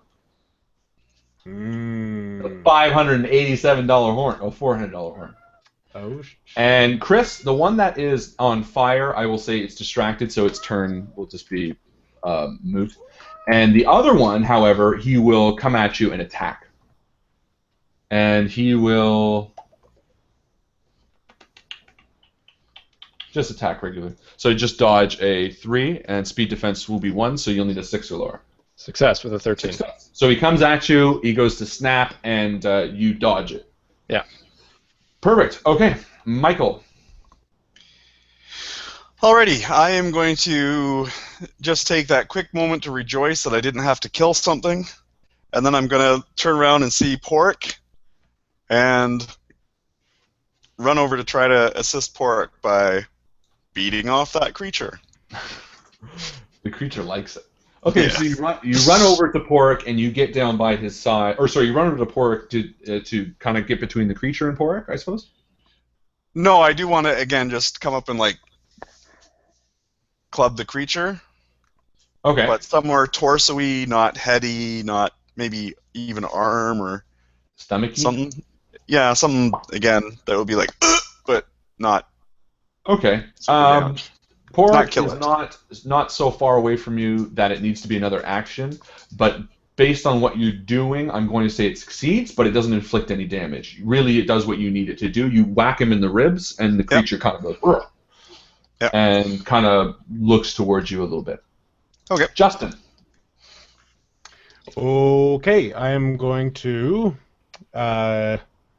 say he's got the expensive horn, and I'm going to use exception on that one and try to make him drop it. He's going to be so shocked. Drop it. Drop it. Drop it. Okay. And I've got a skill. I've got a rank. I'm trained in exception. So Yes, so it lowers it by 1 difficulty. And I am going to use effort on that. So it normally costs 1, but that's canceled out, and so I'm going to lose 3 for a level of effort. So all I got to do is beat a 3. Yep. Oh, 19. And you did! And you get an advantage too in combat, which means you can inflict 3 more damage if you would like. Or I can make him drop it as a minor effect. Or you can make him drop it as a minor effect. That sound good? That sounds great. Sure. Okay. Why not? So, Perfect. So you do that. You reel back, and his whole body kind of shakes with the electricity that you're firing at, and his mouth opens, and the horn drops to his feet. And that's good. And Chris. So you have one that just attacked you, and one that was on fire behind you. Muted. And you're muted. I'm going to move enough distance away that I'm out of range from them. Okay. And then fire. So I'll do fleet of foot, which means I need to beat out a 2. Correct. So successful. And then I'm going to fire at the one that had the horn. In front of Justin. That's right. Okay. Make sure it doesn't pick it back up. Are there any? And again, I should have done this, but are there any issues with firing when someone is next to something in combat? I don't think in Numenera, right, or in Cypher System, is there? Well, Justin wouldn't be right up next to him, right? Because he's using a ranged attack anyways. So I would just make sure I get a line of sight. Well, if he can't, no, because I figured he can be attacking right next to it, because otherwise he wouldn't be able to move and attack in the same turn because that creature was right next to him taking the horn. Wasn't it So I'm running going to say away because of your attack, Justin, because it's kind of just your hands, I think that can be fired up close. And if I remember correctly, in Cypher System, there's no issue with point-blank attacks. If anything, I think they're beneficial. I don't think so. I don't think there's an asset assigned to it. Yeah, so he is still engaged with it, but I also don't think there's any issue with engaged attacks in the Cypher System. Okay, well then I will fire away. Perfect. No effort, just good old-fashioned shooting. Okay. And 14. And that succeeds. So you hit him, and what was the weapon? It was a heavy bow. Okay. Now, a heavy bow is a two-handed weapon, and you pulled the guy off. Yeah, I was planning on using the bow to do it, to pull the guy off, like hook over his head. Okay, so you had it. So you had it in your hands. You pulled him off with the weapon. Sure, let's do it. Watch a few episodes of Arrow. It can all be done. Yeah. Well, what I mean to say is, you just tell me you were holding the bow. Well, I mean, if I hold it, I could do it if I held a bow and did it. I'm sure you could. All right, so we're gonna say it hits, and that's 6 damage, then, correct? Yep. Perfect. So you dab that arrow right into the creature's back. As it reels in pain and just screams, and its horrible cry echoes through the night. So, Michael, you are engaged with one. However, you see the original creature that you were fighting scampering up into a tree with the shoe in its mouth. Justin, the one that was snapping at you and biting at you, actually turns tail and runs into the woods as well. The one that is now wounded looks down at the horn in front of you and looks back up to you, kind of snarls, and also runs off into the woods. Chris, the one that was on fire, runs off into the woods. The ones that attacked you, I'm going to say, sees everybody else running and runs, and the same one that hit you, Mike, also turns tail and runs. And you can hear the gnome was fine the whole time? Gnome's still face down. You have no idea. Oh, no. And because he got attacked. Oh, sorry, I missed that. He got attacked, badass. Anyway, so they all scamper and run away. That is that. So I will quickly snatches turn the horn to up. Porrick. Dex snatches the horn, and I heard Yep. Porrick. Yeah, I will check on Porrick, because I was right beside him anyway, right? Because I was fending off the other Yeah. one. So Fending you off walk almost. over, yeah, and we're done with initiative anyway. So you walk over to Porrick, and you turn him over, and you see his little shirt is kind of wet with blood. Oh, my God. I'm in so much Okay, trouble. so quickly I will try to apply pressure and just hold it, and Really soft pressure. really soft pressure. Crunch. Guys, I need you over here now. I run over to help. Oh, God, oh, God, oh, God. What happened? I don't know, but there's a lot of blood. There's a lot of blood. Oh my God, this is so real. I'm not ready for this. And you pull back his little shirt, and you just see a little scrape beneath his clothes. And he kind of looks up at you and says, "It doesn't look that bad, gents. I think I'll be fine." And he pulls down his shirt. Perverts. And he stands up and he so says, much blood from that gnome. So much blood. I just said he was wet with blood. I didn't say it was pouring. It's like spraying your face. Anyway, so he gets up and he says, "Oh, it smarts, but it's not the end of me. Damn horn swallows. I thought one of you were watching." I'm gonna hug him. Oh, well, thank I'm you. so excited that I I'm feel just glad loved. you're okay. So he sits up and he says, "I thought one of you were watching." Yeah. I think they snuck up from behind us, from what I gathered. Mm, I fair think enough. I fell asleep. Interesting. And he just looks, not mad, but disappointed. "I thought you were better than that donkey." And he turns to Parker and he kind of brushes down, who Parker's kind of spinning in his spot, freaking out, because he was also barking. I guess he probably could have been attacking, but... And he says, "Oh, I didn't realize that you gentlemen had magic items." No, he would have, because we were at the vendor with the boot. And the horn. "I was feeding Parker, I didn't see, and I didn't know that horn was magic. Most of the time he just sells beer. It's not a big deal, but the horn swallows, they seek magical items. Rarely they attack, they come down when they need things. Oh, luckily they got what they needed and left. Oh, did they take anything important?"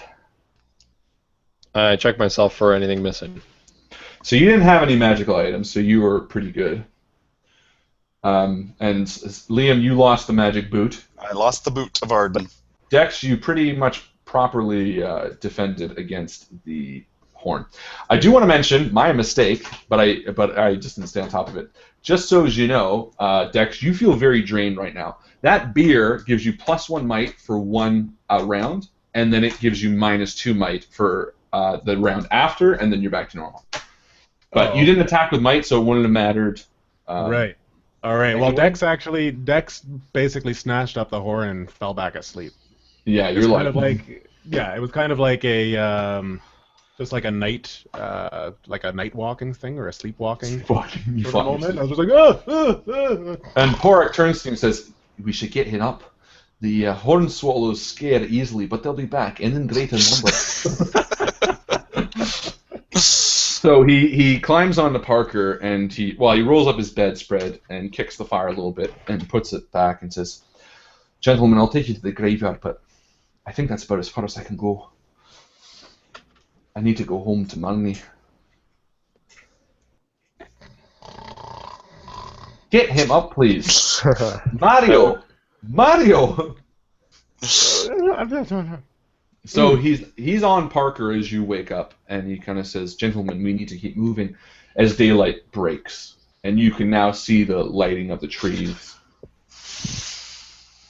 Yeah, let's go. So within a few minutes, your camp is packed up. You've properly put out the campfire to avoid forest fires. Sly knows how to do that. Smokey the Bear. And you ride off towards the direction that Pork is taking you. And this time it's a little more solemn. You've now seen some of the terrors that the forest has for you. And as you start working your way through the trees, Pork and Parker become very mellow, sort of. And they start trotting slower. And you can see Pork begins to look worried as he comes to almost a full stop. I walk up to Pork and I say, you know, you don't have to go any further. You've brought us pretty far enough. And he turns to you, gentlemen, as he stops kind of in the middle of a makeshift path. And again, the sun's now cutting through the trees in a beautiful way. And the woods are again alive with the crickets and the sounds of the birds and things like that. And he turns to you and he says, "Gentlemen, beyond this tree line is the graveyard. They call it the graveyard, but it's not the graveyard. It's the ruins of the old castle. I've never been there. I've never been beyond the castle outlie. But the minute you pass there, you're in dangerous territory. I want you to be careful. Don't ruin your lives trying to help these people. If it seems too dangerous, back off. It's not worth it." So in this magical world, if you had have died out there, do you respawn? And he just looks at you. Respond? Do you respawn? I'm not sure what that means. Hey, This Liam. is serious, guys. Yeah, I'm pretty sure it's not a dream because I went to sleep and I've never slept in a dream before. Most boring dream ever. What do you dream about? Sleep. I've done it. It's Inception style. And I don't think it's a video game because I haven't really. Actually, no, I have been gaining experience points. Weird. So it is kind of a game, in a way. Is there a way that you can teach me to do what you do, Dex? Probably. I walk up beside both of them. I just give them a look and say, maybe, gentlemen, we should move on and not hang out in this forest that could kill us. And Porrick dismounts Parker, and he turns to the three of you, and he says, in his little stature, and he takes off his little hat, and he wipes his little brow, says, I want to keep them. "Gentlemen, it's been a pleasure and an honor." And he holds out his tiny little hand, and he takes one of your fingers each, and he shakes it. He says, "I wish you the best of luck. And if you return that crown to the king, put in a good word. Tell him to maybe make our area of the woods a little safer."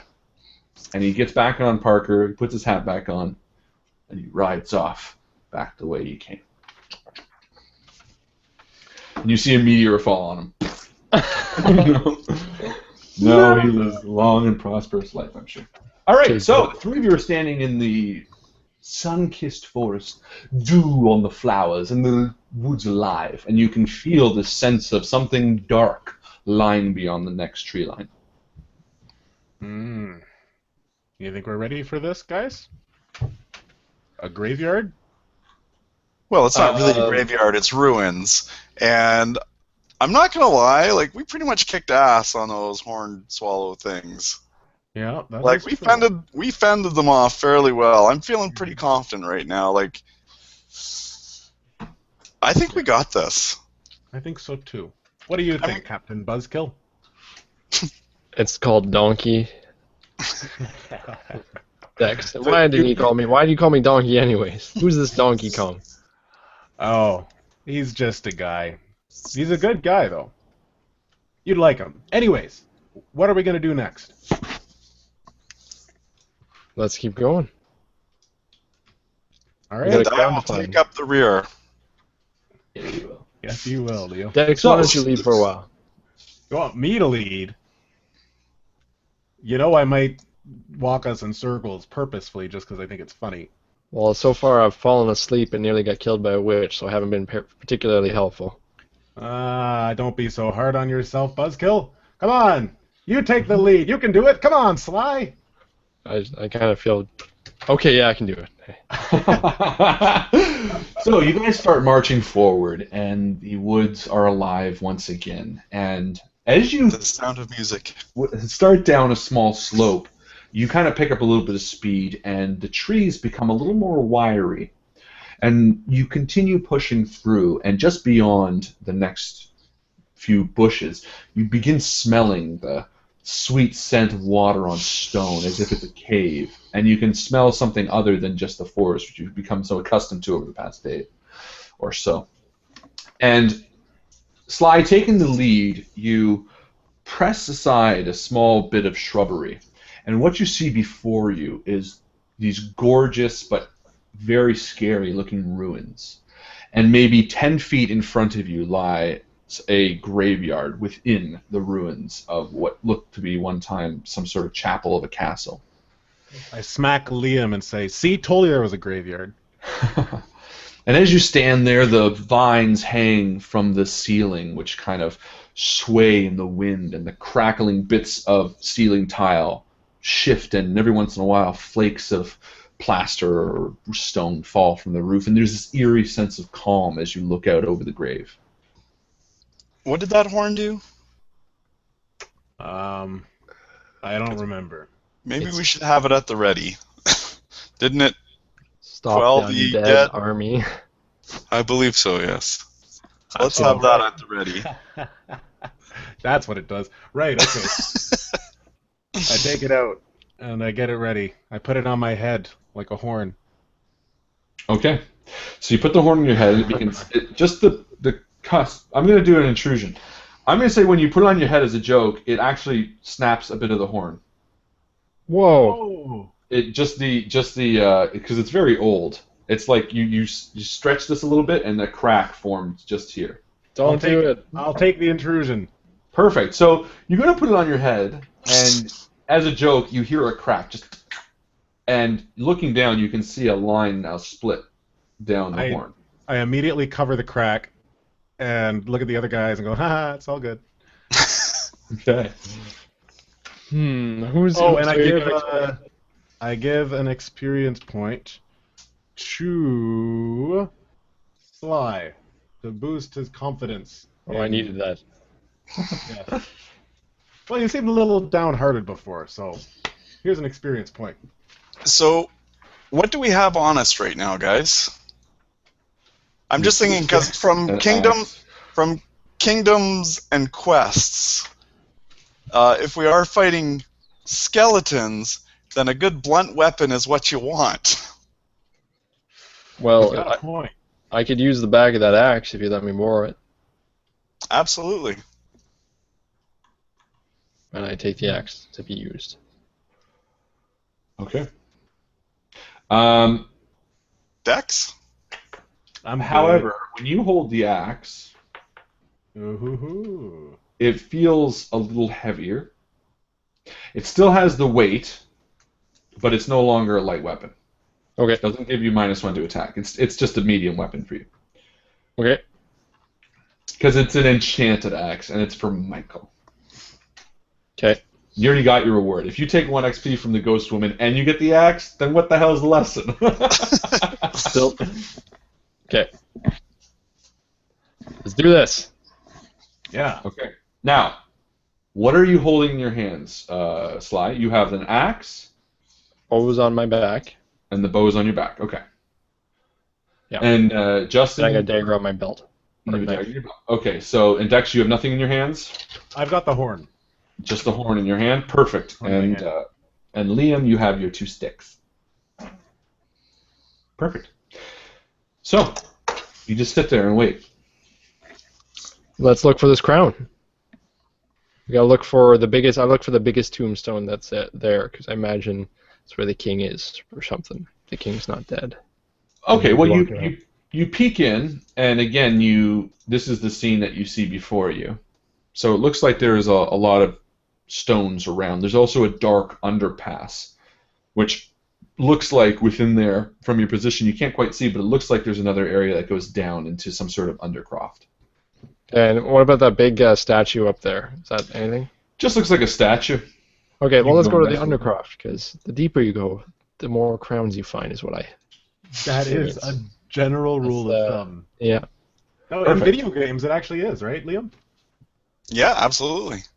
So you enter the undercroft. Oh, the effects, the effects. Okay, so you step out onto the graveyard, and the ground feels soft beneath your foot, Sly. And you take another step, and you can feel a little bit of give, as if there's roots underneath the ground, fresh roots that still have air around them. Not enough time has settled around the roots. And you continue moving into the graveyard. Mm. Dex How and many Liam? how many gravestones are there? Are there a lot, like leading to the other side? There are a fair amount. Let's say... Actually, let's say... I will tell you exactly how many there are.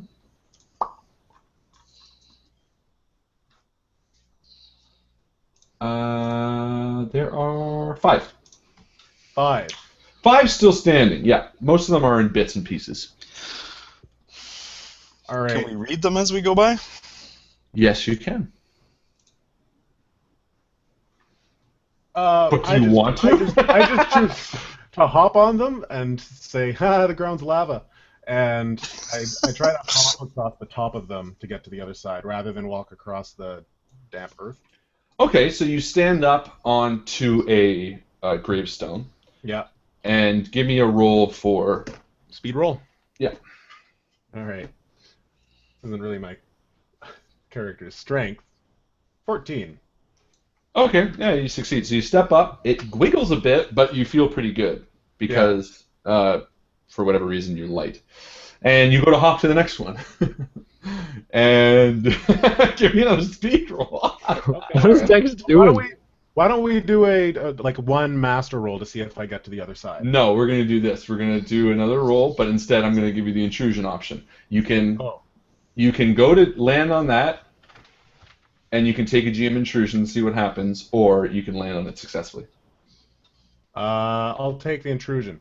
Perfect. So you put your foot down on it, and the gravestone wiggles and falls, and as it hits the ground, it smashes on a broken tombstone, which smashes it in half. And you kind of fall back onto the ground, relatively unharmed, but as it smashes, you hear a rumbling, and a skeleton hand pops up from the grave you just disturbed, and pushes itself out of the dirt. Okay. So do I have to lie there and watch as he pushes himself up, or can I stand up too? You can stand up too if you'd like. All right. I'll stand up, and I give my other experience point to Liam, because he knows how to kill skeletons. Does he now? Blunt weapon. So this skeleton pops up relatively quick, and by the time you are up, it is almost fully out of the ground. And Sly and Liam, who are actually taking the lead, turn around just in time to see the skeleton emerge fully, and Dex standing behind it. Blow the horn!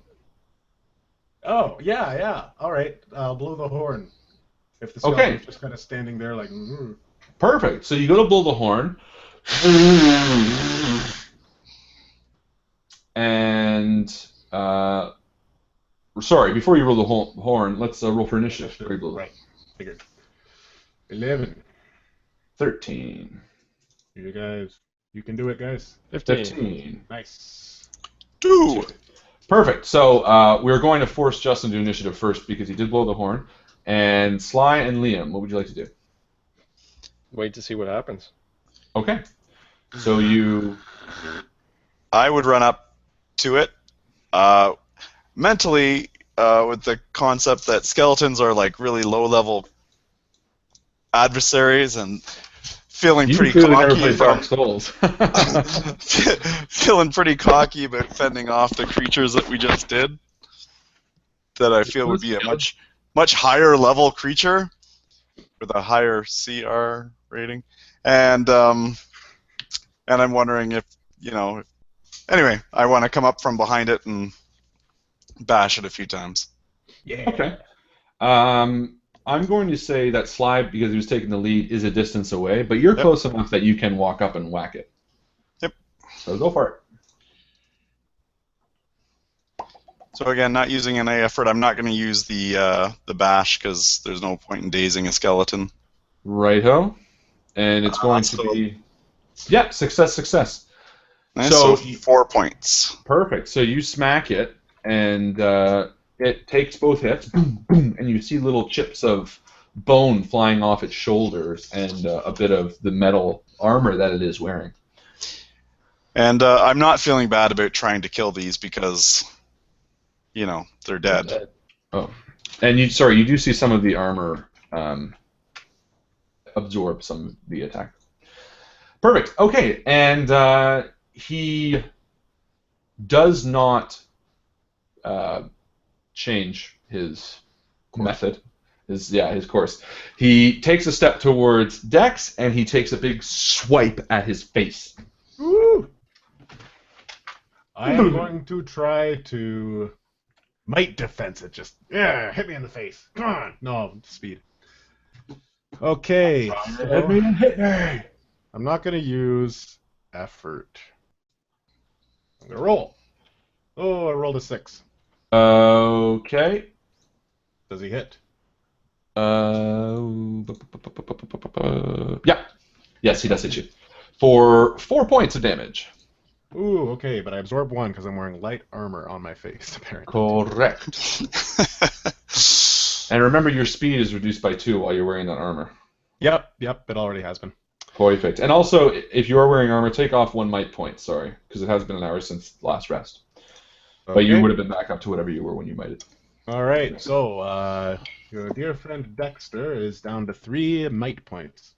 Perfect. Okay, so he takes a swipe at you, and as he does, you hear the ground rumbling around you. And for each of their moves, I would say a medium, long, another medium, distance away, 4 other skeletons pop up in this graveyard. Okay. And then somebody farts. Was it you? Maybe. All right, Let's find the crown. Let's find the crown quickly, and this can all be over. Okay, let's do I'm it. looking around at how many stones there are, right? And how Yeah, many it only looks like there's 5 stones, and it looks like each one has come from one of them. Okay. So I run into the under thing. Okay, so you run into the undercroft, and you get a bit of distance. Yep. So yeah, you enter it and you start. I'm starting looking it. Yeah. Dex or Liam. Okay, I will go. I'm going to do levitate on him. Is he about my size? That would work. Okay. So I'm going to use 2 intellect points, or 1. Okay. Because I've got the edge. Yep. And I'm going to roll to levitate him. Correct. Oh. So you hold your hands out, because he is right in front of you. And you go to try to lift him, and he just kind of stands there like... I'm going to spend an XP and do it again. Okay, you're going to reroll? Okay. Yeah, I'm going to reroll. Go for it. The force. There we go. 16. Okay, so you kind of breathe, and you do it again. And you do. He starts coming into the air, and he kind of is just lifted up before you. And I go, ha! And I make to start walking around him.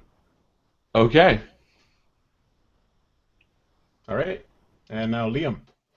Sorry, wait a minute. What tier are you? I'm 1. Is he at 3? Yes, you're fine then. Yeah. Because it can't be more than 2 above your tier. Right. Perfect. And Liam, your turn. Okay. I think what I would try to do at this point is, because he's still facing, because he just swung. Swung. You got Swung it. He swang. Swing. I'm gonna try to take it with the backs of his legs so that he can't move forward anymore. He's just going to spin in the air. Like in the air, you're going to hit him?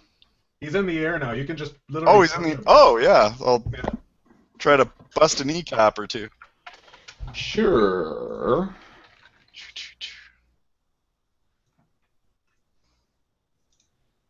So 4 and 19. Okay, so yes, 1 does not hit. 1 does hit. And you hit him pretty damn hard. And yeah, you would get a minor effect to him. Well, you know what? I'm going to be really boring. I'm just going to take the extra 3 damage on this. Which would probably be the best bet. So you attack So for I do normal 5 2, damage. Total of 5, yeah. Perfect. Okay. So it smacks him pretty damn hard, and his leg bends forward for a moment, but it does snap back down. And he kind of turns his skeleton head back to you. That's going to cause me to pause for a second because, again, I'm thinking skeletons are really easy, low-level adversaries. And he And looks now back I'm at you thinking- with this face. Unless this is a death knight. Now I'm in over He's my also got head. a bit of hair, and like he doesn't look ancient. He looks, like he I'm just trying to run through all the different types of skeleton creatures of what this could be because it's already been hit. That's what I'm thinking. Now I'm starting to tremble a little bit Perfect. because there's more of them, right? There are 4 others, and they're going to go now. Okay. As well as the guy in the air. So the guy in the air can't really do anything. He can't really gain purchase either because he's in the air. So he kind of just,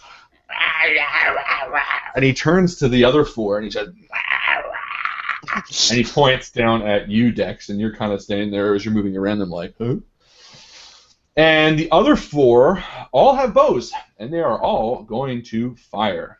Oh, And no. it's 2 and 2. Yeah, we're going to be fair. We'll say 1, 2, 3, 4. Okay, so Justin, Mike. Well, that's pretty much as fair as it's going to get. So, why don't you each roll dodge from their attacks? The dodges for their range is going to be a level 5, which means a 15. What? Well, Actually, I have a question on this. So I can use my speed defense to avoid the attack, to lower an attack. to lower the attack. Yes. Okay, so what does might defense? Can I use, like, if I get hit, can I then use might defense? No, because this is a speed defense. Right.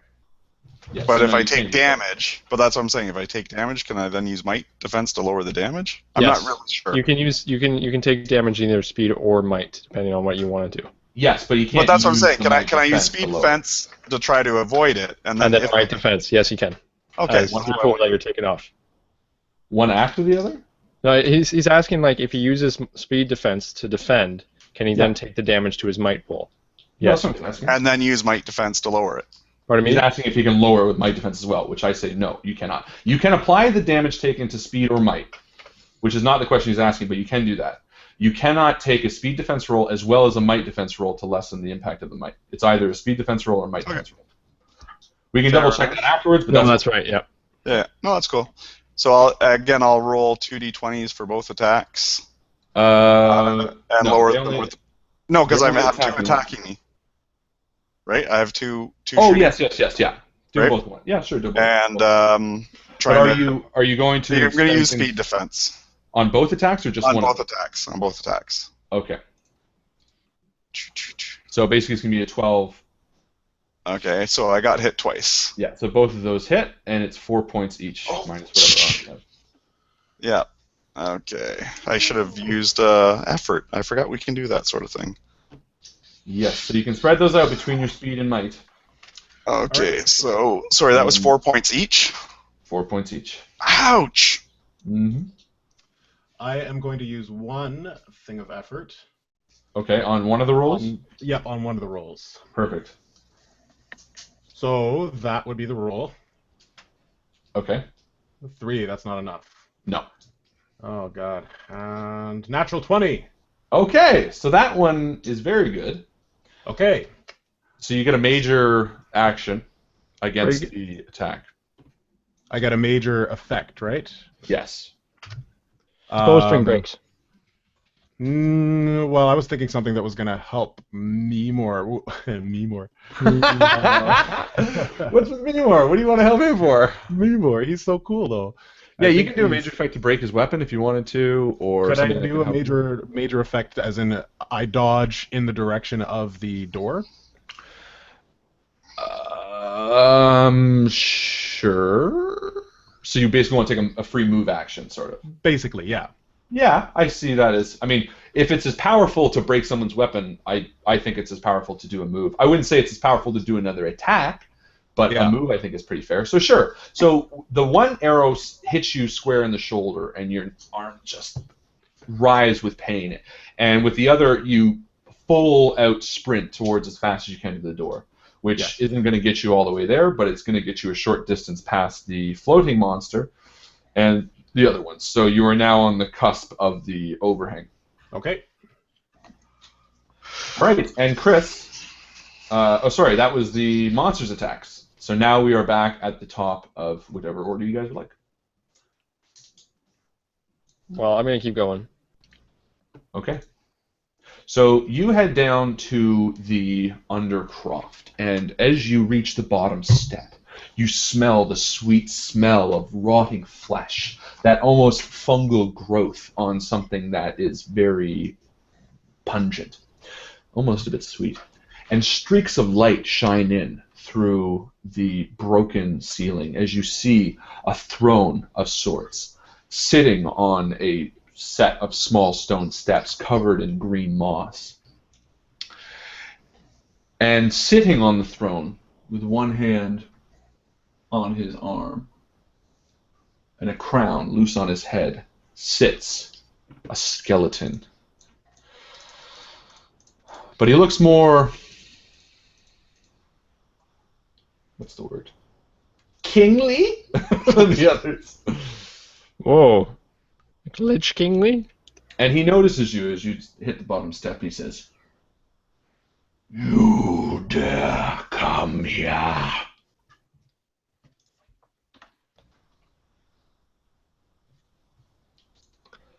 Yes, I am here on behalf of the kingdom and the rightful owner of the crown. Your time is done.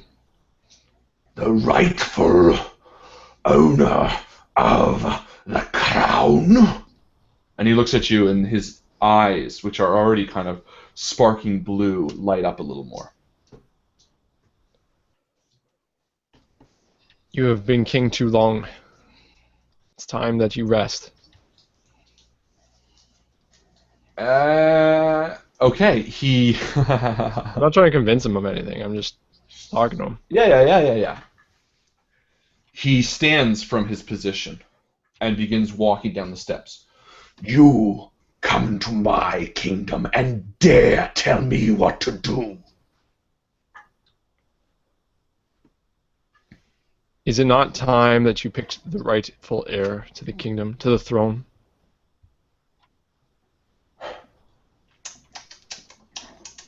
I want you to roll. It's not. You're not trying to deceive or convince him. But he is trying to establish what your Intent is. Are you going to fire an arrow at him? Or are you trying to talk to him? So give me a roll. I'll let you roll what you think is best. But really, he's trying to get where you're coming from, because I'm trying to get where you're coming from. I don't know where you're coming from. So give me a roll what you think is going to I'm also trying to get a sense of who this guy is, too. That's Yeah. the problem. We're both like, who? Well, you can equally roll. Well, hey, but if you want, you can equally roll to try to get his. Whatever you like. Yeah, But I either way, want it's to find out his intent, and I guess have him find out mine. Sure. So So honestly, for me, I'm honestly trying to convince him to give up his crown. okay. I'm trying to do it in a way that's like asking his permission rather than demanding it. Saying things like, is it not time to give it up? To, trying to appeal to his good nature as a skeleton. Okay. So give me. Yeah, because like obviously there's been a lot of conflict in the kingdom, and it might be better for his people. Okay. I said give all me a that. roll. Okay. 11. Okay. So would you like to try to? I'm not going to tell you what the target number was, but I will tell you one of these two options succeeded, and I'll let you pick which. Are you trying to decipher what his feelings are, or are you now trying I'm trying to to appeal his feelings as a skeleton. I mean, listen, you've been a king for how long now in this place? What kind of life is that for a king? And he turns his back to you. Fool. How can you possibly understand what I have been through? And he turns around, and the blue lightning is now leaking down his cheek. And he walks back up the steps and turns around and puts another hand on his cheek. Do you have any idea how tiring it can be It's to run a Leopold. kingdom of this might? It is absolutely atrocious. I did say to him, "You're right. I have no idea, but it must be a great burden." I sit down. Interesting. No, do not think it interesting to walk into my kingdom and demand that I remove my crown. What rudeness is this? What relief you might find by unburdening yourself with that great weight upon your head. Relief? Do you not understand why I stole this crown back? Why is that? And he holds his head in his hand. As Michael and Justin, your turn. I'm brash. My character's brash, so I really don't do well with people crying. So I'm just gonna be like, what? Why are you crying? Liam, Dex. What are you, king pussy? Rude. I say, Liam, go, get in. He won't make it all the way down in one turn. But I'm panicking because, again, I've just been hit for reals. Yeah. And again, I know there's no respawning. But I am going to try to fight my way through. Now, the other option is you can spend XP to Get another turn. something. What is it? Get another turn? Can you do that? Is that what Another he does? action? No, you can reroll short-term benefit, long-term benefit. No, you can't. Okay. So yeah, do whatever you gotta do.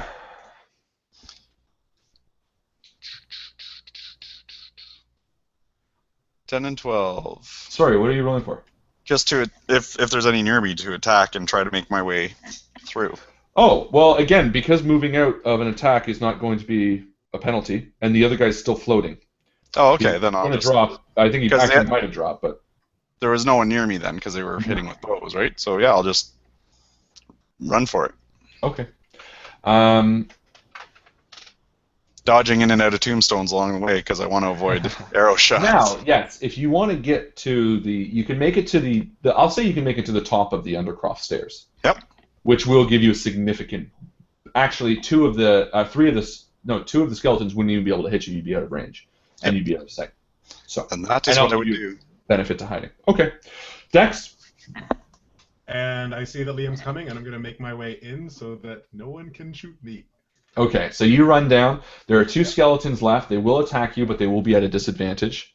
Again, you're dodging a 5 or lower, but you do have a speed defense, meaning you need a 9 or lower, and you... so 9 or lower. Or 9 or higher. And you can use effort if you need.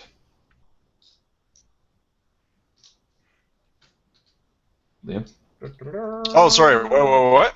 I missed that totally. The last I was two like, Why do I have a purple counter on? The last two That's right. are going to attack you.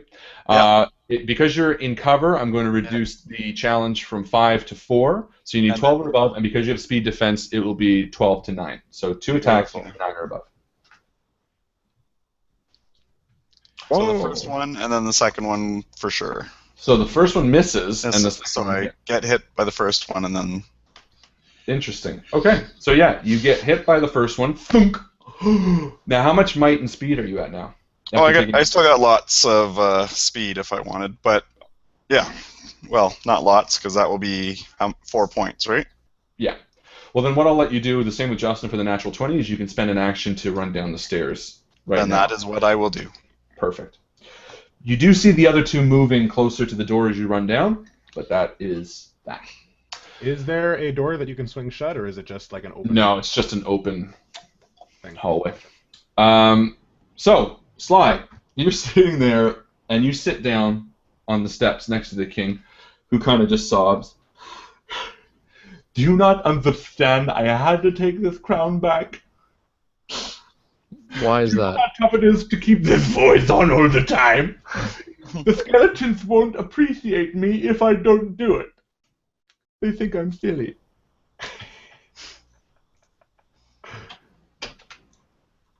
Your Highness, we are here to relieve you of that burden. It's not a Nothing more. burden. And he sees Dex walk down the stairs. And I put a hand Not back. a burden. You dare enter my lair? I walk over to Dex and whisper in his ear. He's very sensitive. Are you with him as well? Oh, goddamn. Aww. And I look up and I go, aww. Don't patronize me. I was a goddamn king. Oh, you You still are a king. Of course I'm still a king. I have the goddamn crown of this kingdom. You know this king, Leopold, you know who he was? Who was he? nobody. I was king of this fair land, and when I passed it on to my daughter, but she wanted nothing to do with the crown. So her boyfriend at the time, King Leopold Cockswallow, took over. It was nothing. So you must understand that me, from beyond my grave, I see the crown that I had laid out for my beautiful princess, and she decided against it, my beautiful little Violet, and she decided she didn't want it, so her good-for-nothing boyfriend takes it over. And for years he ran this place like bullshit. What if we were to bring it back to the princess? I think her tone has changed. Oh, She might she see does your not, reason. no, not his daughter, my daughter. She doesn't even go to the kingdom anymore. I haven't spoken to her in years. She wants nothing to do with it. But I cannot give it back to King Leopold. You must understand this. He's an absolute twat. What about someone else? Someone who would look after your kingdom. Someone who cares about your ideals. I do not know such a man, and to give you such a trust would be absolutely unheard of. You would have to prove to me in some absolute way that you can be trusted. So I turn to Sly and I say, hey, what about Porrick? That's what I was thinking. And as he's talking, Liam, you walk down the stairs bloody with an arrow on his shoulder, and he goes, Who dares enter my kingdom? He's also with us. that's great. I'm sorry. Do you need them gone? And the skeletons who are walking down the stairs said, no, they're good. And they go, oh, right. And they turn back up and walk. So we go to bed then. Yes, go to bed. And he turns back to you and he sits back down. Gentlemen, you must understand, this kingdom cannot go to someone so unworthy as King Leopold. He is an absolute twat. I open the beer that I had. I crack it open. I give it to him. I take a sip. And I say, here, why don't we share some? So jolly good, I do say. Falls out his Just chin. splashes all over the fucking thing. Oh, that's smart. Here. Yeah, pass one out. All right, so while I'm down here, I rub my hands together, and I say, all right, let's see if it works. And I put my hands on Liam, and I heal him. I do healing touch. Okay, go for it. And I can only do it when him and Sly are next to each Slider in other. the same area, yep. Yeah. But it takes 1 intellect point, but with an edge, I've got a roll to do it. It's a difficulty 2. Okay. So let's see if I can beat a 6. Natural 20. Okay, so yeah, he is. I guess you just. How much do you need to heal? How many optimal points do you need, Michael? Lots. Okay. 8 speed and 7 might. All right. So no. And what's the maximum your thing does, Dex? It's 1d6. So let's do 2d6 as the 20. Nice. Okay. I want to see what he rolls though. Then I'm going to do the same thing on myself as Sly and him are talking. Okay. Natural 20. Oh, for fuck's sake! All right, 2 for you too. The 6, it's just maxed? That's just it will 2d6 you'll get. Nice, okay. And he says, "It's not that I want the crown per se. I would love to go back to sleep, but you must understand, King Leopold is absolutely abysmal. You know what?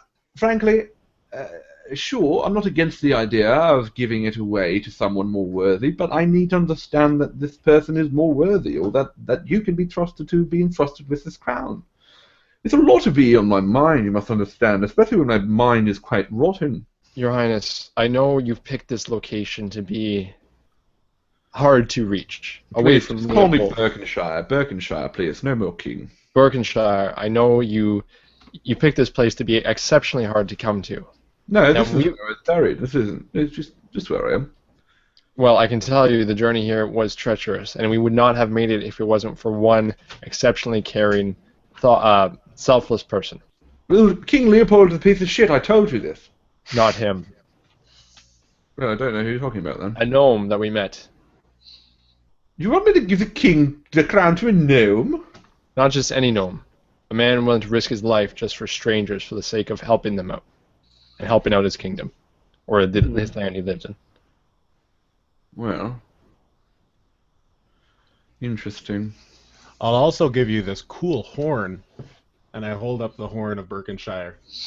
Oh, what's that? That's not my horn. I don't know what that is. You know what that is? Let me see that. And he walks over, and he takes it. No. This is a very dry condom. This is something I used to have sex in. You can see because my style was shaped up at one time, but it's not a big deal.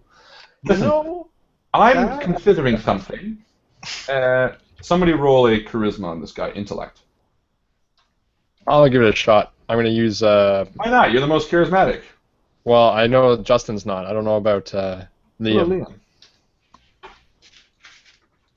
No? Well, I don't know, I've got a 9. But again, I could use might. Or use effort. I have a disadvantage too. But as a GM intrusion or something like that, I can have you be weird to people. Mm-hmm. But I'm not going to do that here because you're talking to a king of a skeleton that has a list. Okay, I'll use my 3 points to lower it by 1 step. Okay. So 14. Oh, okay. Interesting. Okay, so he walks back to the throne. You say to me that this man, this young person, this gnome, is worthy to wear my crown. I believe that all manner of people, regardless of race or type or gender or stereotypes, or people that can't quite say the letter S, deserve a fair shot at ruling a kingdom, just as I was given the shot by my predecessor. So, I will give you this much. If the 3 of you can solve a little problem, I will not only allow this gnome to wear the crown, I will give you the crown for you to choose. And I will no longer interfere with the issues of this kingdom, and hope that you are trusting men. But you first must complete this task. It is non-questionable. It is a yes or no. Let me know. Yes. Yes. And you, Mr. Arrow in the shoulder? I'll get down on one knee and bow my head. Oh, very good. Yes, sir. Oh, I like him. He's quite nice. Okay, you come here, and he kind of brings you 3 towards him. You over here a little more. This way. Fly this way. Mr. This way. Move over this way. Thank you. And if you make it out alive, then it's yours. Good luck. And the floor below you opens up, and you fall maybe 15 feet to the ground with a thud. And you can see King Lino. He says, "It's not that difficult, but if you do die down there, then the kingdom stays mine. Good luck." And the doors shut, and you are in darkness. And we're going to stop it there for now. Thank you guys so much for being with us here on this Wednesday night. As always, this has been a blast. Please, if you are not part of the Facebook group, go ahead and join there because it's so cool. Everyone's really funny there, and everyone's really nice, and I like them a lot. We're also going to have the Cypher submission thread up tomorrow, so you can submit ciphers to be used in this game. We have a few that are added to this game. They didn't come up in this per se mission, unfortunately, just because it ended up being that way. But your cipher will be featured in game if it gets added. So go ahead and submit them, as well as you can win some experience points to spend and change the game. I do not have much else to add. Do you guys have anything else to say for the community? We are good. Ladies and gentlemen, thank you so much for being with us here tonight. Have a fantastic night. We are going to see you next Wednesday, and as my boy Chris likes to say, see you around the table. We'll see you around the table, guys. Good night. Good night.